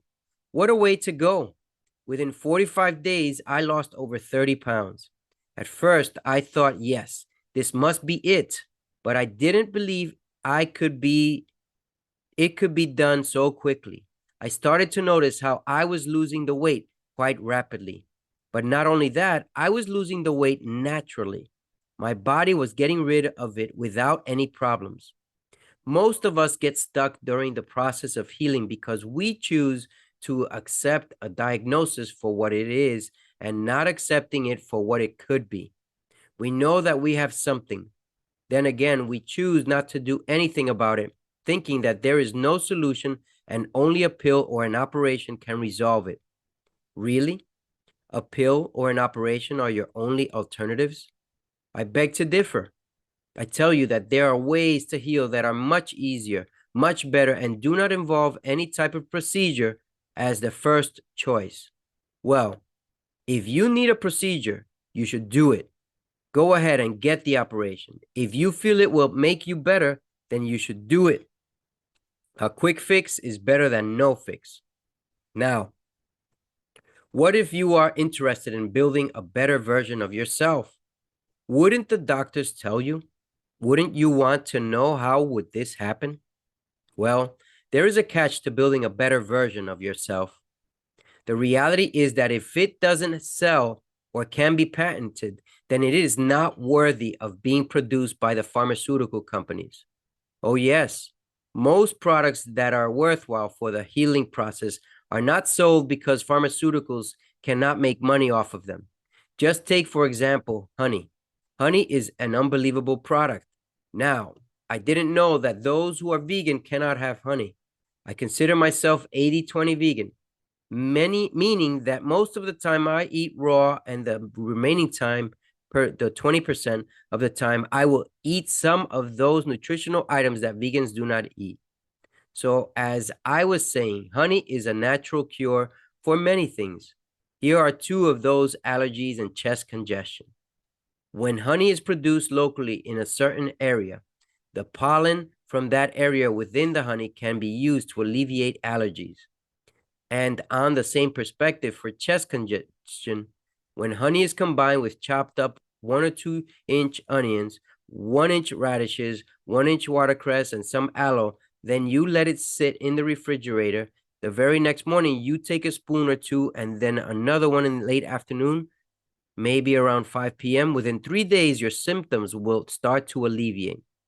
You will start to throw out phlegm and sneeze it too. Does it sound horrible? It is actually really good for the body. I am aware that there are those who do not like natural remedies. There are those who, if they do not get a pill, they will not take it. There are those who like liquid solutions for their ailments. What are we supposed to do if we cannot have the honey? Do whatever makes you feel in charge of your health. But if you want to have better access to natural healing methods that can provide you with several more years of life, contact one of my associates to find the solutions that works. Why would customers come to you for a product? You cannot build it overnight. It takes time and energy, and most of all, it probably takes lots and lots of sacrifices. But in order to make things work for the customers, you need to have a story that they believe.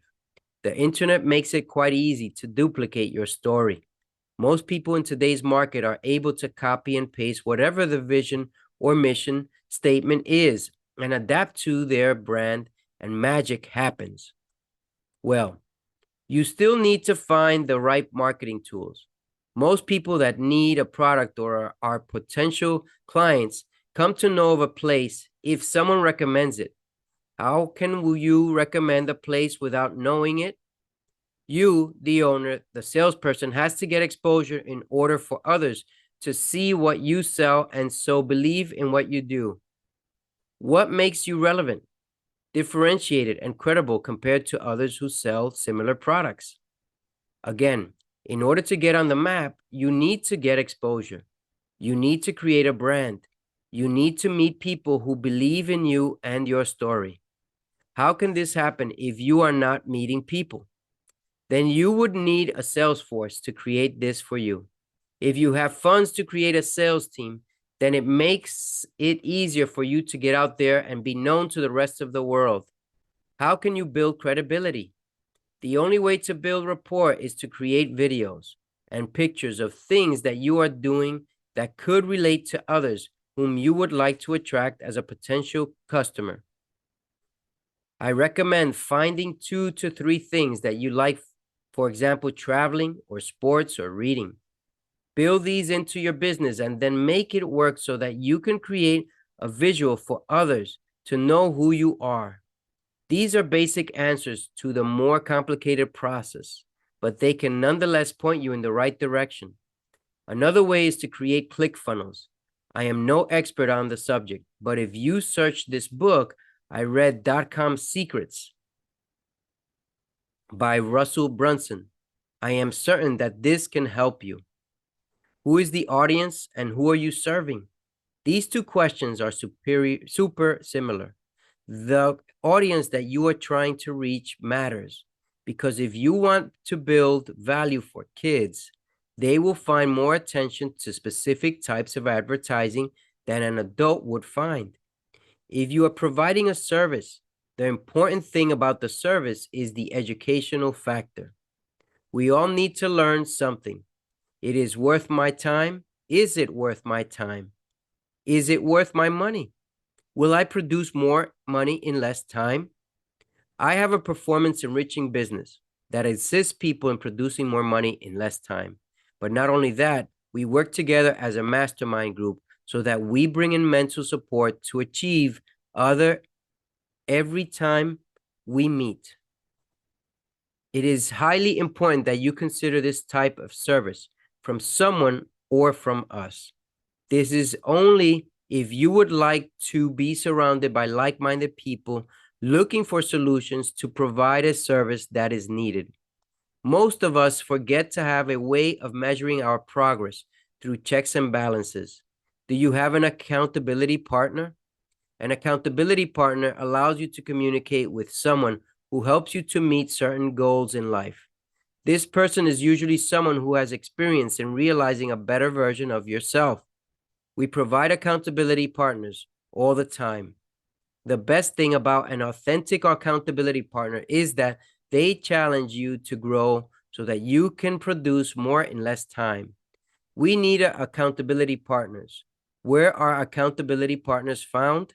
If you need one, we have plenty all over the world. Just remember, as you build value, do not be afraid to talk to the competition.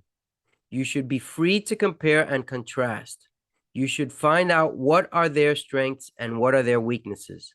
If you hire people to work with you, take the time to hire talented people, those who are easily motivated and inspired to do more than the average person.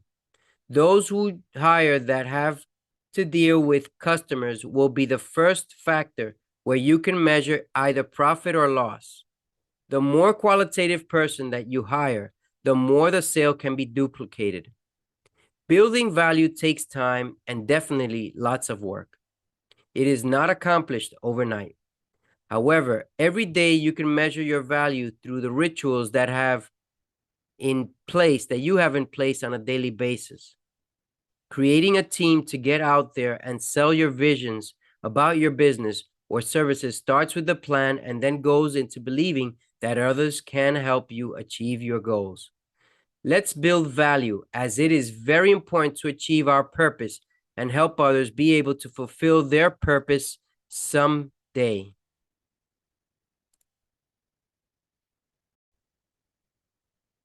Chapter 15. What do you believe? The world is constantly changing for newer ways of progress. In this chapter, I would like to look at some of those changes and how they have affected us in our lives. Society has thrown our way many new advancements in technologies that are supposed to make it easier for us to go on about our lives. Here, we will take a brief look at these because I believe that there is always room for improvement, especially for those who are inventors or just want to know how things compare to what they used to be. Do you believe that society has provided us with a water-powered car? For 15 years, Stanley Myers, an inventor who lived in the state of Ohio in the United States, he applied for many patents to get his water-powered car legally on the roads. His life was constantly in danger from those who wanted to get rid of him because it would mean the end of the gasoline and oil industry. According to Stanley, you cannot run a car on water. However, you can break down water using electricity, which will separate the hydrogen from the oxygen. The hydrogen, in turn, is what fuels a car. You do not need huge amounts of hydrogen to run a car. You do not need a patent to be able to make it legal pretty much anywhere around the world. This invention was made when cars were running on carburetors. Carburetors were a much more easier method of running and maintaining a car than any that exists today. Stanley Myers was killed before he could actually get his invention to be a success. What do you believe? Dr. Max Gerson was a doctor from the early 1900s. He was a pioneer in the cures and therapies for cancer, diabetes, eczema, psoriasis, constipation, lupus, and close to 60 other illnesses. Dr. Max Gerson took his Gerson therapy to the United States Congress. In July 1st through 3rd of 1946, Dr. Max Gerson gave testimony under the Pepper versus Neely hearings, in which he was shut down by a very close vote. Dr. Gerson is someone who I admire for his contribution to society.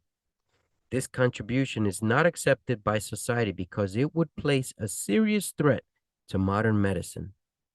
Dr. Gerson was killed before he could actually get his therapies to be used in hospitals. Now, the Gerson Institute exists to this date in Southern California. They have a medical center located in Tijuana, Mexico. It is illegal to practice the Gerson therapy within the United States, but I am certain that people do it every day. Most people today would not believe in modifying their diets as society is accustomed to eating fast foods and sugary drinks. What do you believe?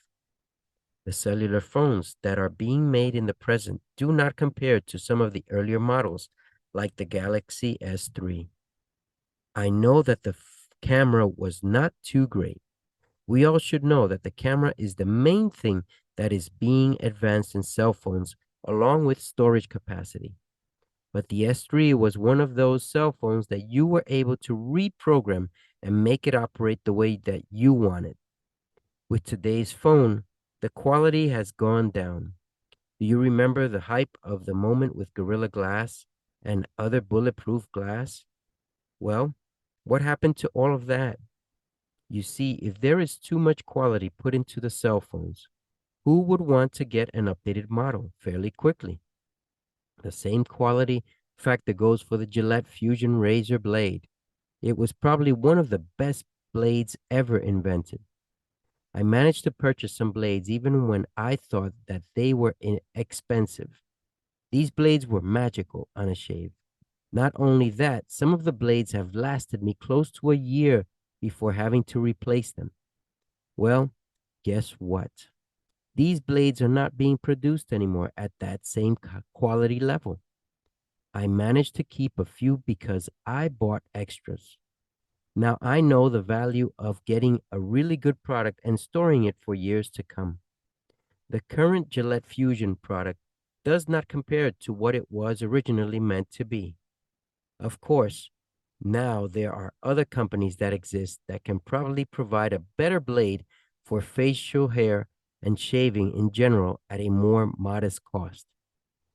Great alternatives exist. Harry's razor blades and Caliber razor blades are two options that are really worth trying. I use them both, and Caliber is by far the closest to what Fusion used to do at a far lower cost. What happened to the electric car that was leased in California? Why did they disappear from the streets? We may never know the truth, but we can guess that they were taken off because the quality of the electric car when it was first introduced was not meant for mass production. Its engine and electric operation were made to last, and therefore, if something lasts too long, then it will, in the long run, not provide a profit for its investors. Corn is a product that is highly utilized. It is not only used for eating, but as a fuel for cars producing ethanol. Corn is a genetically modified product.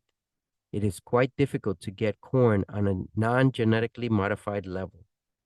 I know because I have had chickens in my backyard. I know that chickens that have grown eating corn eventually get some sickness and could die. Not to mention that chickens are supposed to live on corn. Why does this happen to chickens when they are supposed to live off of corn? Corn was modified supposedly to kill off an insect or bacteria that was not allowing it to grow. The modification attacked the intestines of the insect or bacteria, and it would eventually die. Well, some of my chickens have died in groups because of the same bacteria. Now, can you imagine if we ate so much corn that what could happen to our intestines? Vegetables are being mass produced with genetically modified products. The soil is being treated with chemicals. These chemicals are sold by companies such as Monsanto. Monsanto has a great investment in these pesticides, which you are free to research. These pesticides are what cause us to get ill at a faster rate than we would if we ate non genetically modified products. But did you know, and also as a reminder, that if the soil was treated with the remains of burning charcoal or burning the leftover branches and woods, it would create the minerals needed for the soil without the need for harsh chemicals? Believe it or not, as destructive as fire may be on a forest, it can signify the ending of one life and the beginning of a newer life. The minerals that are produced from these ashes by sprinkling them on soil so that the soil gets nourished are needed by our bodies. This adds up to the reasons why many of us develop asthma, constipation, dementia, and other ailments because of a lack of nutrients and minerals. Make sure to take your daily dose of minerals or check out our website at ceodaviddiaz.com. We have become a people who are exposed to illnesses daily. For one, rice in large consumptions and from mass produced sources is slowly killing us. We who love rice cannot get enough of the substance. In order to balance our rice intake, we need to drink plenty of water. I don't mean 1 glass, but for starters, how about 8 glasses of water per day? A glass is equivalent to 8 ounces of water. Diabetes is not only on the rise, but it is a worldwide epidemic. Many people that we all come across on a daily basis have some form of diabetes. They have been told that there is no cure. Can you imagine being told that you have no choice but to live with diabetes for the rest of your life? Just remember, the next time you talk to someone with diabetes and ask them when do they plan to recover from diabetes. Not only that, most diabetics hate water. They just plainly do not like water. I believe that we are capable of healing and getting rid of some of these major illnesses. It is really sad, but when you ask a nurse at a school setting why kids do not drink water, they tell you that the kids do not like water, but kids do love sugary drinks. The diabetes and asthma rates will rise immensely over time if nothing is done to correct this. What do you believe? Have you ever gone to the doctor and have been told that you have low calcium? For many years, I was told that I had a calcium deficiency. I was told it was due to the lack of sun exposure. I remember having a client of mine from Denmark, one of the more advanced countries in the world, telling me the same thing: lack of sun. I refused to accept this, and I started my own research. Sure enough, I found that we are low in calcium because we eat way too much protein. I know because I used to love meat. I couldn't get enough meat, milk, or cheese. These are some of the main products that cause a deficiency in calcium. Just know that the more protein you eat, the better chances you will have to get rid of the calcium in your body. Can you imagine creating kidney stones? For many people, these are super painful. For me, I have released over 20 kidney stones, and only the first 3 were super painful. Socks, which were primarily cotton, are starting to be switched to a polyester blend. I really do not like the blended polyester socks. You should buy polyester socks if you like to feel sweat constantly from your feet. Sneakers and shoes are being produced with less quality. I just purchased a pair of Timberlands. Now, I can compare the last 3 to 4 years of Timberland boots. The quality that was available 4 or more years ago is superior to what is currently available. But the more current boots have even less soles for you to feel comfortable on any terrain, as well as the durability of the foot of the boot is not what it used to be. Facebook Messenger, Instagram, and WhatsApp, just to name a few, have decided to watch and track everything that we type. What? Oh, yes. I mentioned in a previous chapter that corporations track us, and through tracking, they make major investment decisions. I talked to someone on Messenger about a meeting, and a calendar pops up for tomorrow at 2 p.m., even if I haven't accessed the calendar. Cars were originally built to last. The first cars were designed to be able to run in any terrain.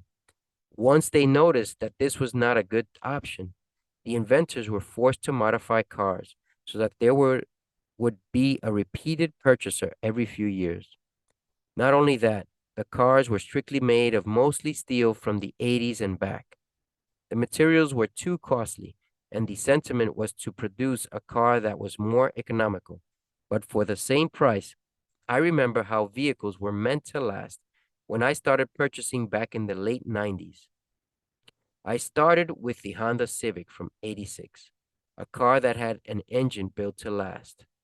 Today, engines are made with plastic parts that if you do not change the oil frequently, the cars will not last the way that cars were meant to a few years ago. Not only that, cars eventually will all be driverless due to the increase in the number of accidents because of distracted driving that occurs throughout the world.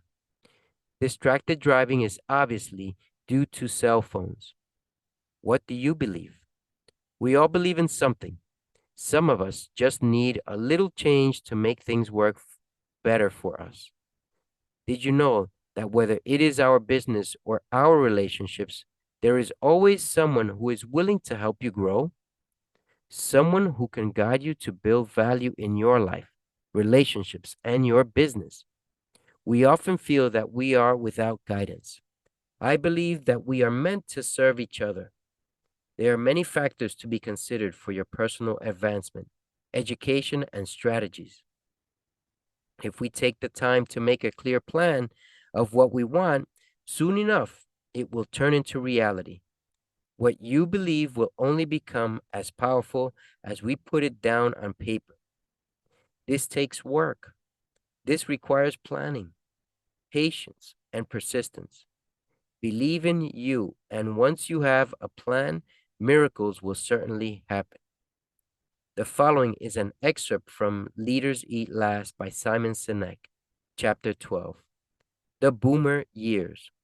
The 1980s were now upon us, and we were no longer a country trying to figure out how to rally a population and win a war. We were now trying to figure out how to capitalize on the amazing boom years in which we were living, the roaring 80s. During this period, new economic theories were being proposed to protect the wealth the boomers were accumulating, a classic symptom of excess. Where the radio, automobile, and electric refrigerator were the must-have items of the 1920s, another new technology became the rage of in the 80s. IBM PC, MS-DOS, Apple's Macintosh, and Microsoft Windows all contributed to the rise and spread of the personal computer. A PC on every desk, as Bill Gates, the young founder of Microsoft, envisioned. We no longer needed to go to work to have power. We could have power alone at home too. The individual couldn't compete against the corporation. Even the new technologies of the day supported the desire for more individualism. We were also becoming more and more comfortable with products having shorter lifespans. Other inventions of the 80s included the disposable camera and disposable contact lenses. Disposability, another symptom of our excess, was now an industry to be pioneered. We were actually looking for more things we could throw out. And there was one other thing we started to view as disposable: people.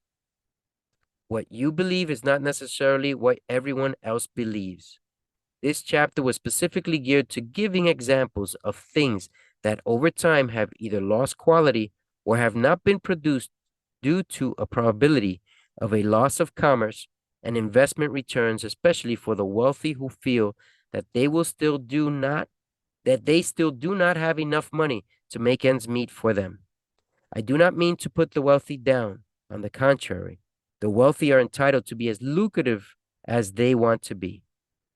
As a matter of fact, I am wealthy and do not want to put myself down.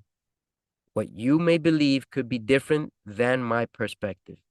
That choice is yours alone and will depend on what you choose to believe. Just be aware that the longer an item lasts, the less of a chance there is to make more money off of it, and many more people would potentially lose their jobs eventually if there is no turnaround on purchasing of items. Chapter 16. What's not required? Listen, in order to set the proper connections in your life and for those around you, you need to be aware of what our goals are in order to accomplish them. There are way too many people who lack the knowledge of the value secrets. It is not just because society does not share it with us. It is because there is so much competition into making more money and only having it managed by a select few around the world. It may seem harsh, but the story goes that most of us do not know how to manage money, and therefore we do not know how to manage our lives.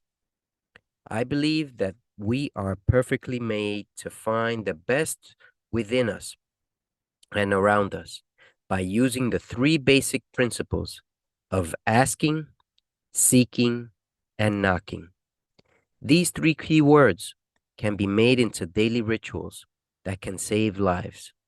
I know because I practice them regularly, if not daily. I ask God, how can I serve 1 million people and enjoy the process? Is it that simple?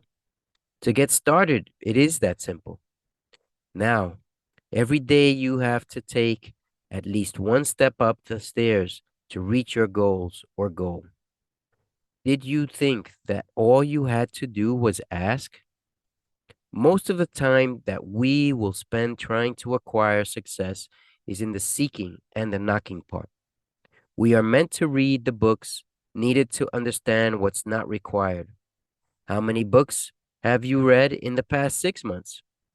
What books are you planning to read in the next 6 months?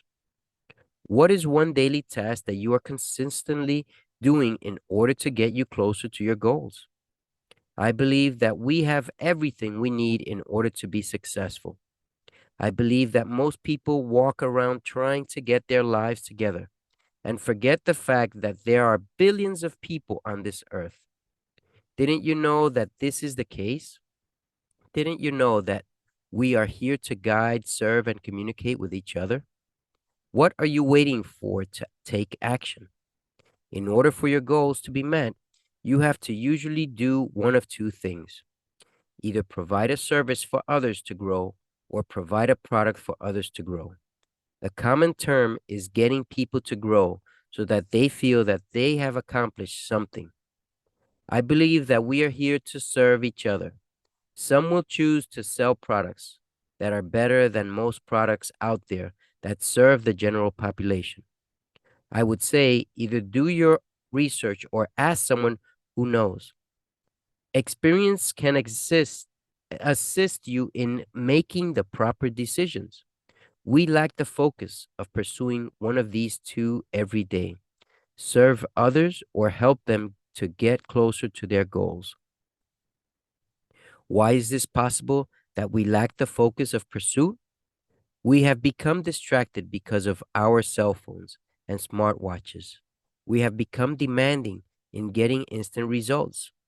We impatiently wait for the results to everything. Some have even committed suicide or killed others because what they want cannot be provided instantly. Is this happening? Oh, yes, it is on a regular basis. But on the other hand, most people have become complacent. Most have not tried to improve their circumstances. Why? People believe that life will never be better than what they are currently experiencing. Many have thought that if they are in debt, that there is no possible solution to getting out of debt. Many others have thought that if they work a 9 to 5 job, it beats working at a fast food place or something similar. Does this sound like anyone you know? Does this resemble people that you meet working in these types of conditions? Why do we settle for having instant results? Can you imagine what it would feel like to practice and master patience? It is really important for us to see the opposite of what we really want. Instant results are the opposite of patience. Patience allows us to make better decisions. Just the other night, I was presented with a serious problem. I was ready to make an instant decision that very night.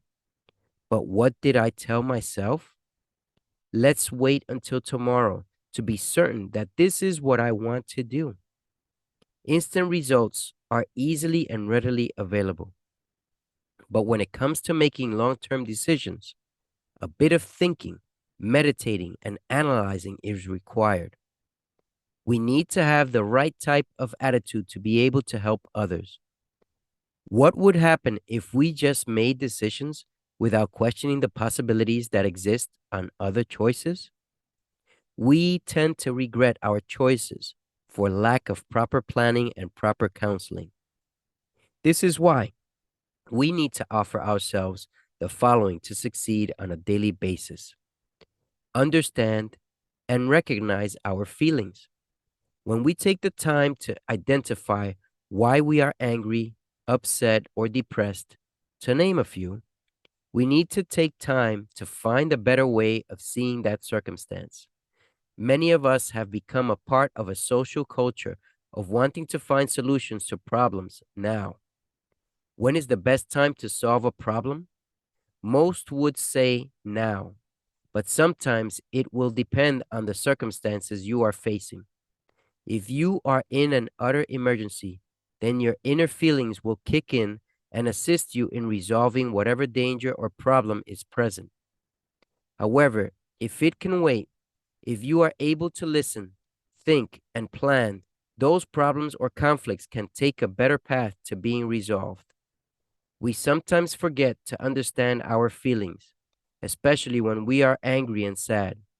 We have become so focused on the problem that we lack the ability or the attitude required to see beyond this giant wall. If you listen to your inner self, you can find the answer. Thinking or meditating allows you to consider other possibilities that usually take more than a moment to ponder. Planning out the attack is also important, especially for those decisions that can wait a while. We must also earn respect from others. We tend to look out for ourselves. When are we going to start listening to mentors or coaches so that we can earn their respect and achieve in less time our goals? Impatience leads to unnecessary decision making. Impatience does not allow us to reason with ourselves and much less others. If we concentrated on other people's needs, then our needs will be resolved accordingly. If you assist someone else acquire their goals, then your goals get much easier to achieve. Just take as an example the parent-teen conflicts. Many parents will have to resolve conflicts with their teenagers. I am one of those who know firsthand what it is to have a conflict with their teens. Many will have an argument or two about the questionable choices that we know teenagers tend to make. Well, we were teenagers at some point and know that there are many temptations waiting for us to say yes. We have some experience, but as a parent, we choose not to give the teenager an opportunity to figure it out for themselves. What we mean by this is offering them solutions that are triggered in a way that makes it seem as if teenagers are making the choices. One example of this is when people confront their teens on why they are not respecting adults. Why is it that there are some teenagers who just do not respect adults? It is a serious concern that needs to be addressed with teenagers. Well, when we have to deal with this, the first step is communicating with the teachers or adults that they are showing disrespect. Identify the reasons that lead to being disrespectful.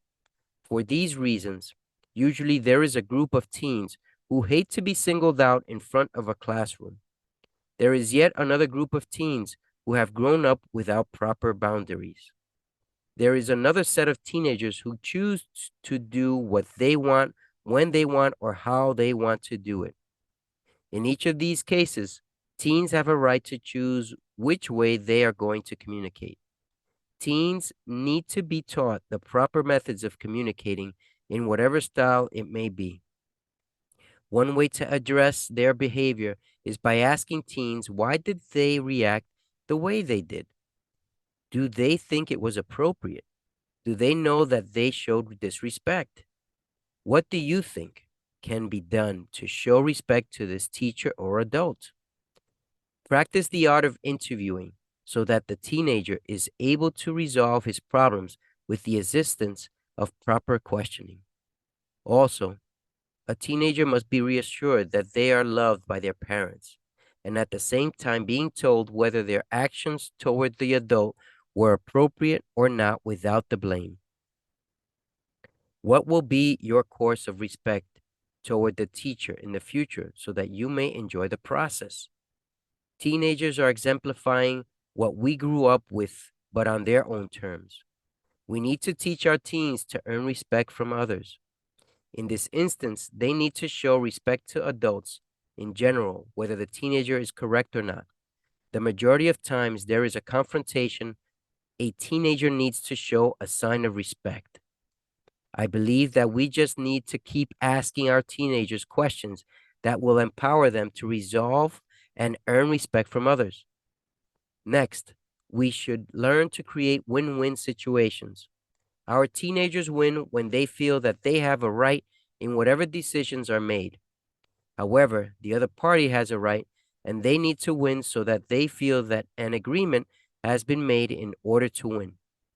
I remember going to see a teacher or two at school to resolve such attitudes that were presented in school towards my teenager. I am not looking to put a blame on anyone. However, I am of the mindset that there has to be a way that both parties can show respect to each other. When I meet with the teacher, I tell her or him I know how they feel because it is terrible to be told off in front of a class. I felt the same way when I was a student. I found out that most teenagers do not like to be confronted in front of a class and prefer more of a private setting. Why? Because teenagers do not want to be the reason everyone in the classroom is laughing. They do not want to be the reason to be talked about after class. Did you know this exists within our teenagers? Teenagers, what can we do so that my teenager does not disrespect you, the teacher, and at the same time does not feel like they are the target? All problems have answers. Whether it is the best answer or not, why don't we concentrate on searching for at least two options in order to make better choices? Why are we constantly stuck on seeing things one way? It is because we have chosen to stay the easiest course that is available to anyone. It is the reason that we have not progressed from our circumstances. When you have more than one way to look at a situation, then you have choices that can help you to make decisions to get you out of the conditions that you feel upset, angry, doubt, worry, etc. Take time to improve our decisions making skills. We have come to think that we can solve everything on our own. Did you know that corporations would not exist today if they took this type of thinking all the way to the top of their officers? When teams come together, more progress is made. Just look at the opposite situation to understand why it is necessary to improve our decision-making skills. There are companies out there who only care about revenue, net income, and expenses. Here is an example from Simon Sinek's book, Leaders Eat Last. At Citi, Stewart says, the feeling was I don't want anybody to know as much as I do, because then I'm expendable. This is a behavior designed for self-preservation. It is a classic symptom of a cortisol-rich, unsafe culture where valuable information is hidden to advance or protect an individual or a small group of individuals, even though sharing would benefit the others in the group and the organization as a whole. Everybody feared being one-upped by a colleague. Stewart recalls, nobody felt safe, and not because the company needed to make cutbacks, it was simply the culture. In order to master the skills needed to make the right decisions, you must first find out where you currently are in regards to your abilities. Are you happy where you currently work? Are your superiors willing to work with you? Are they showing you ways to improve your work? Do you have the option of being creative? Are you able to rely on team cooperation, or does everyone keep to themselves? When you come across questions such as the aforementioned, What is your attitude towards the workforce? If it is one of which does not support your possibility for advancement or growth, what are you prepared to do about this situation? Those who cannot answer these questions with enthusiasm need to figure out their lives. What are they going to gain from their current situation? Is there room for improvement? Is there a way to apply to another company that treats their employees better? Are there other alternatives to what I currently do elsewhere? What else could it mean if I am not happy where I currently work? How can I find employment where it is a team effort and enjoy the process? If your attitude is discontent in knowing that you are in a place that is not healthy for you, what are you prepared to do about it? Once you know how you feel, then what are you willing to do in order to make it work in your favor? Many of us get stuck in making decisions because we face some kind of money troubles. We tend to ignore that there are many problems because we have a job in which we can work to either improve our current economic situation or accept that it is not going to get better than the current situation allows. Every day, we have a choice to make, the choice to be content with our status in life or to do something to improve or change it, the choice to build something new or just keep dreaming about it, the choice to create plans for achieving bigger and better things or accepting our current unstable environment. Which choice will you make? How will this benefit you? How will it benefit your family? Do you feel that you or your family are not worth making decisions to improve your current situation? You see, no matter where you are in life, you need to keep working to build something bigger and better. You need to realize that this is will takes time and a lot of work. It is work that does not have to be completed in one day. It is productive work that can be fulfilled according to your schedule. Building something that is your own requires a daily discipline to be implemented so as to grow your business or whatever you like to call as your income source. In order to do what others refuse to do, you have to believe in yourself. When will you start believing that you have what it takes to build a business? Remember that a person of the same opinion every day will have the same mind to resolve their task. But only those who are willing to build, create, learn, serve, and teach will have the opportunity to build a better future for them and their families. Where are you currently in regards to building your own business? People will always have the best attitude when they are surrounded by the best people. Your attitude can be of self preservation or one in which trust and cooperation rule. Self preservation is what the majority of people are practicing this day and age.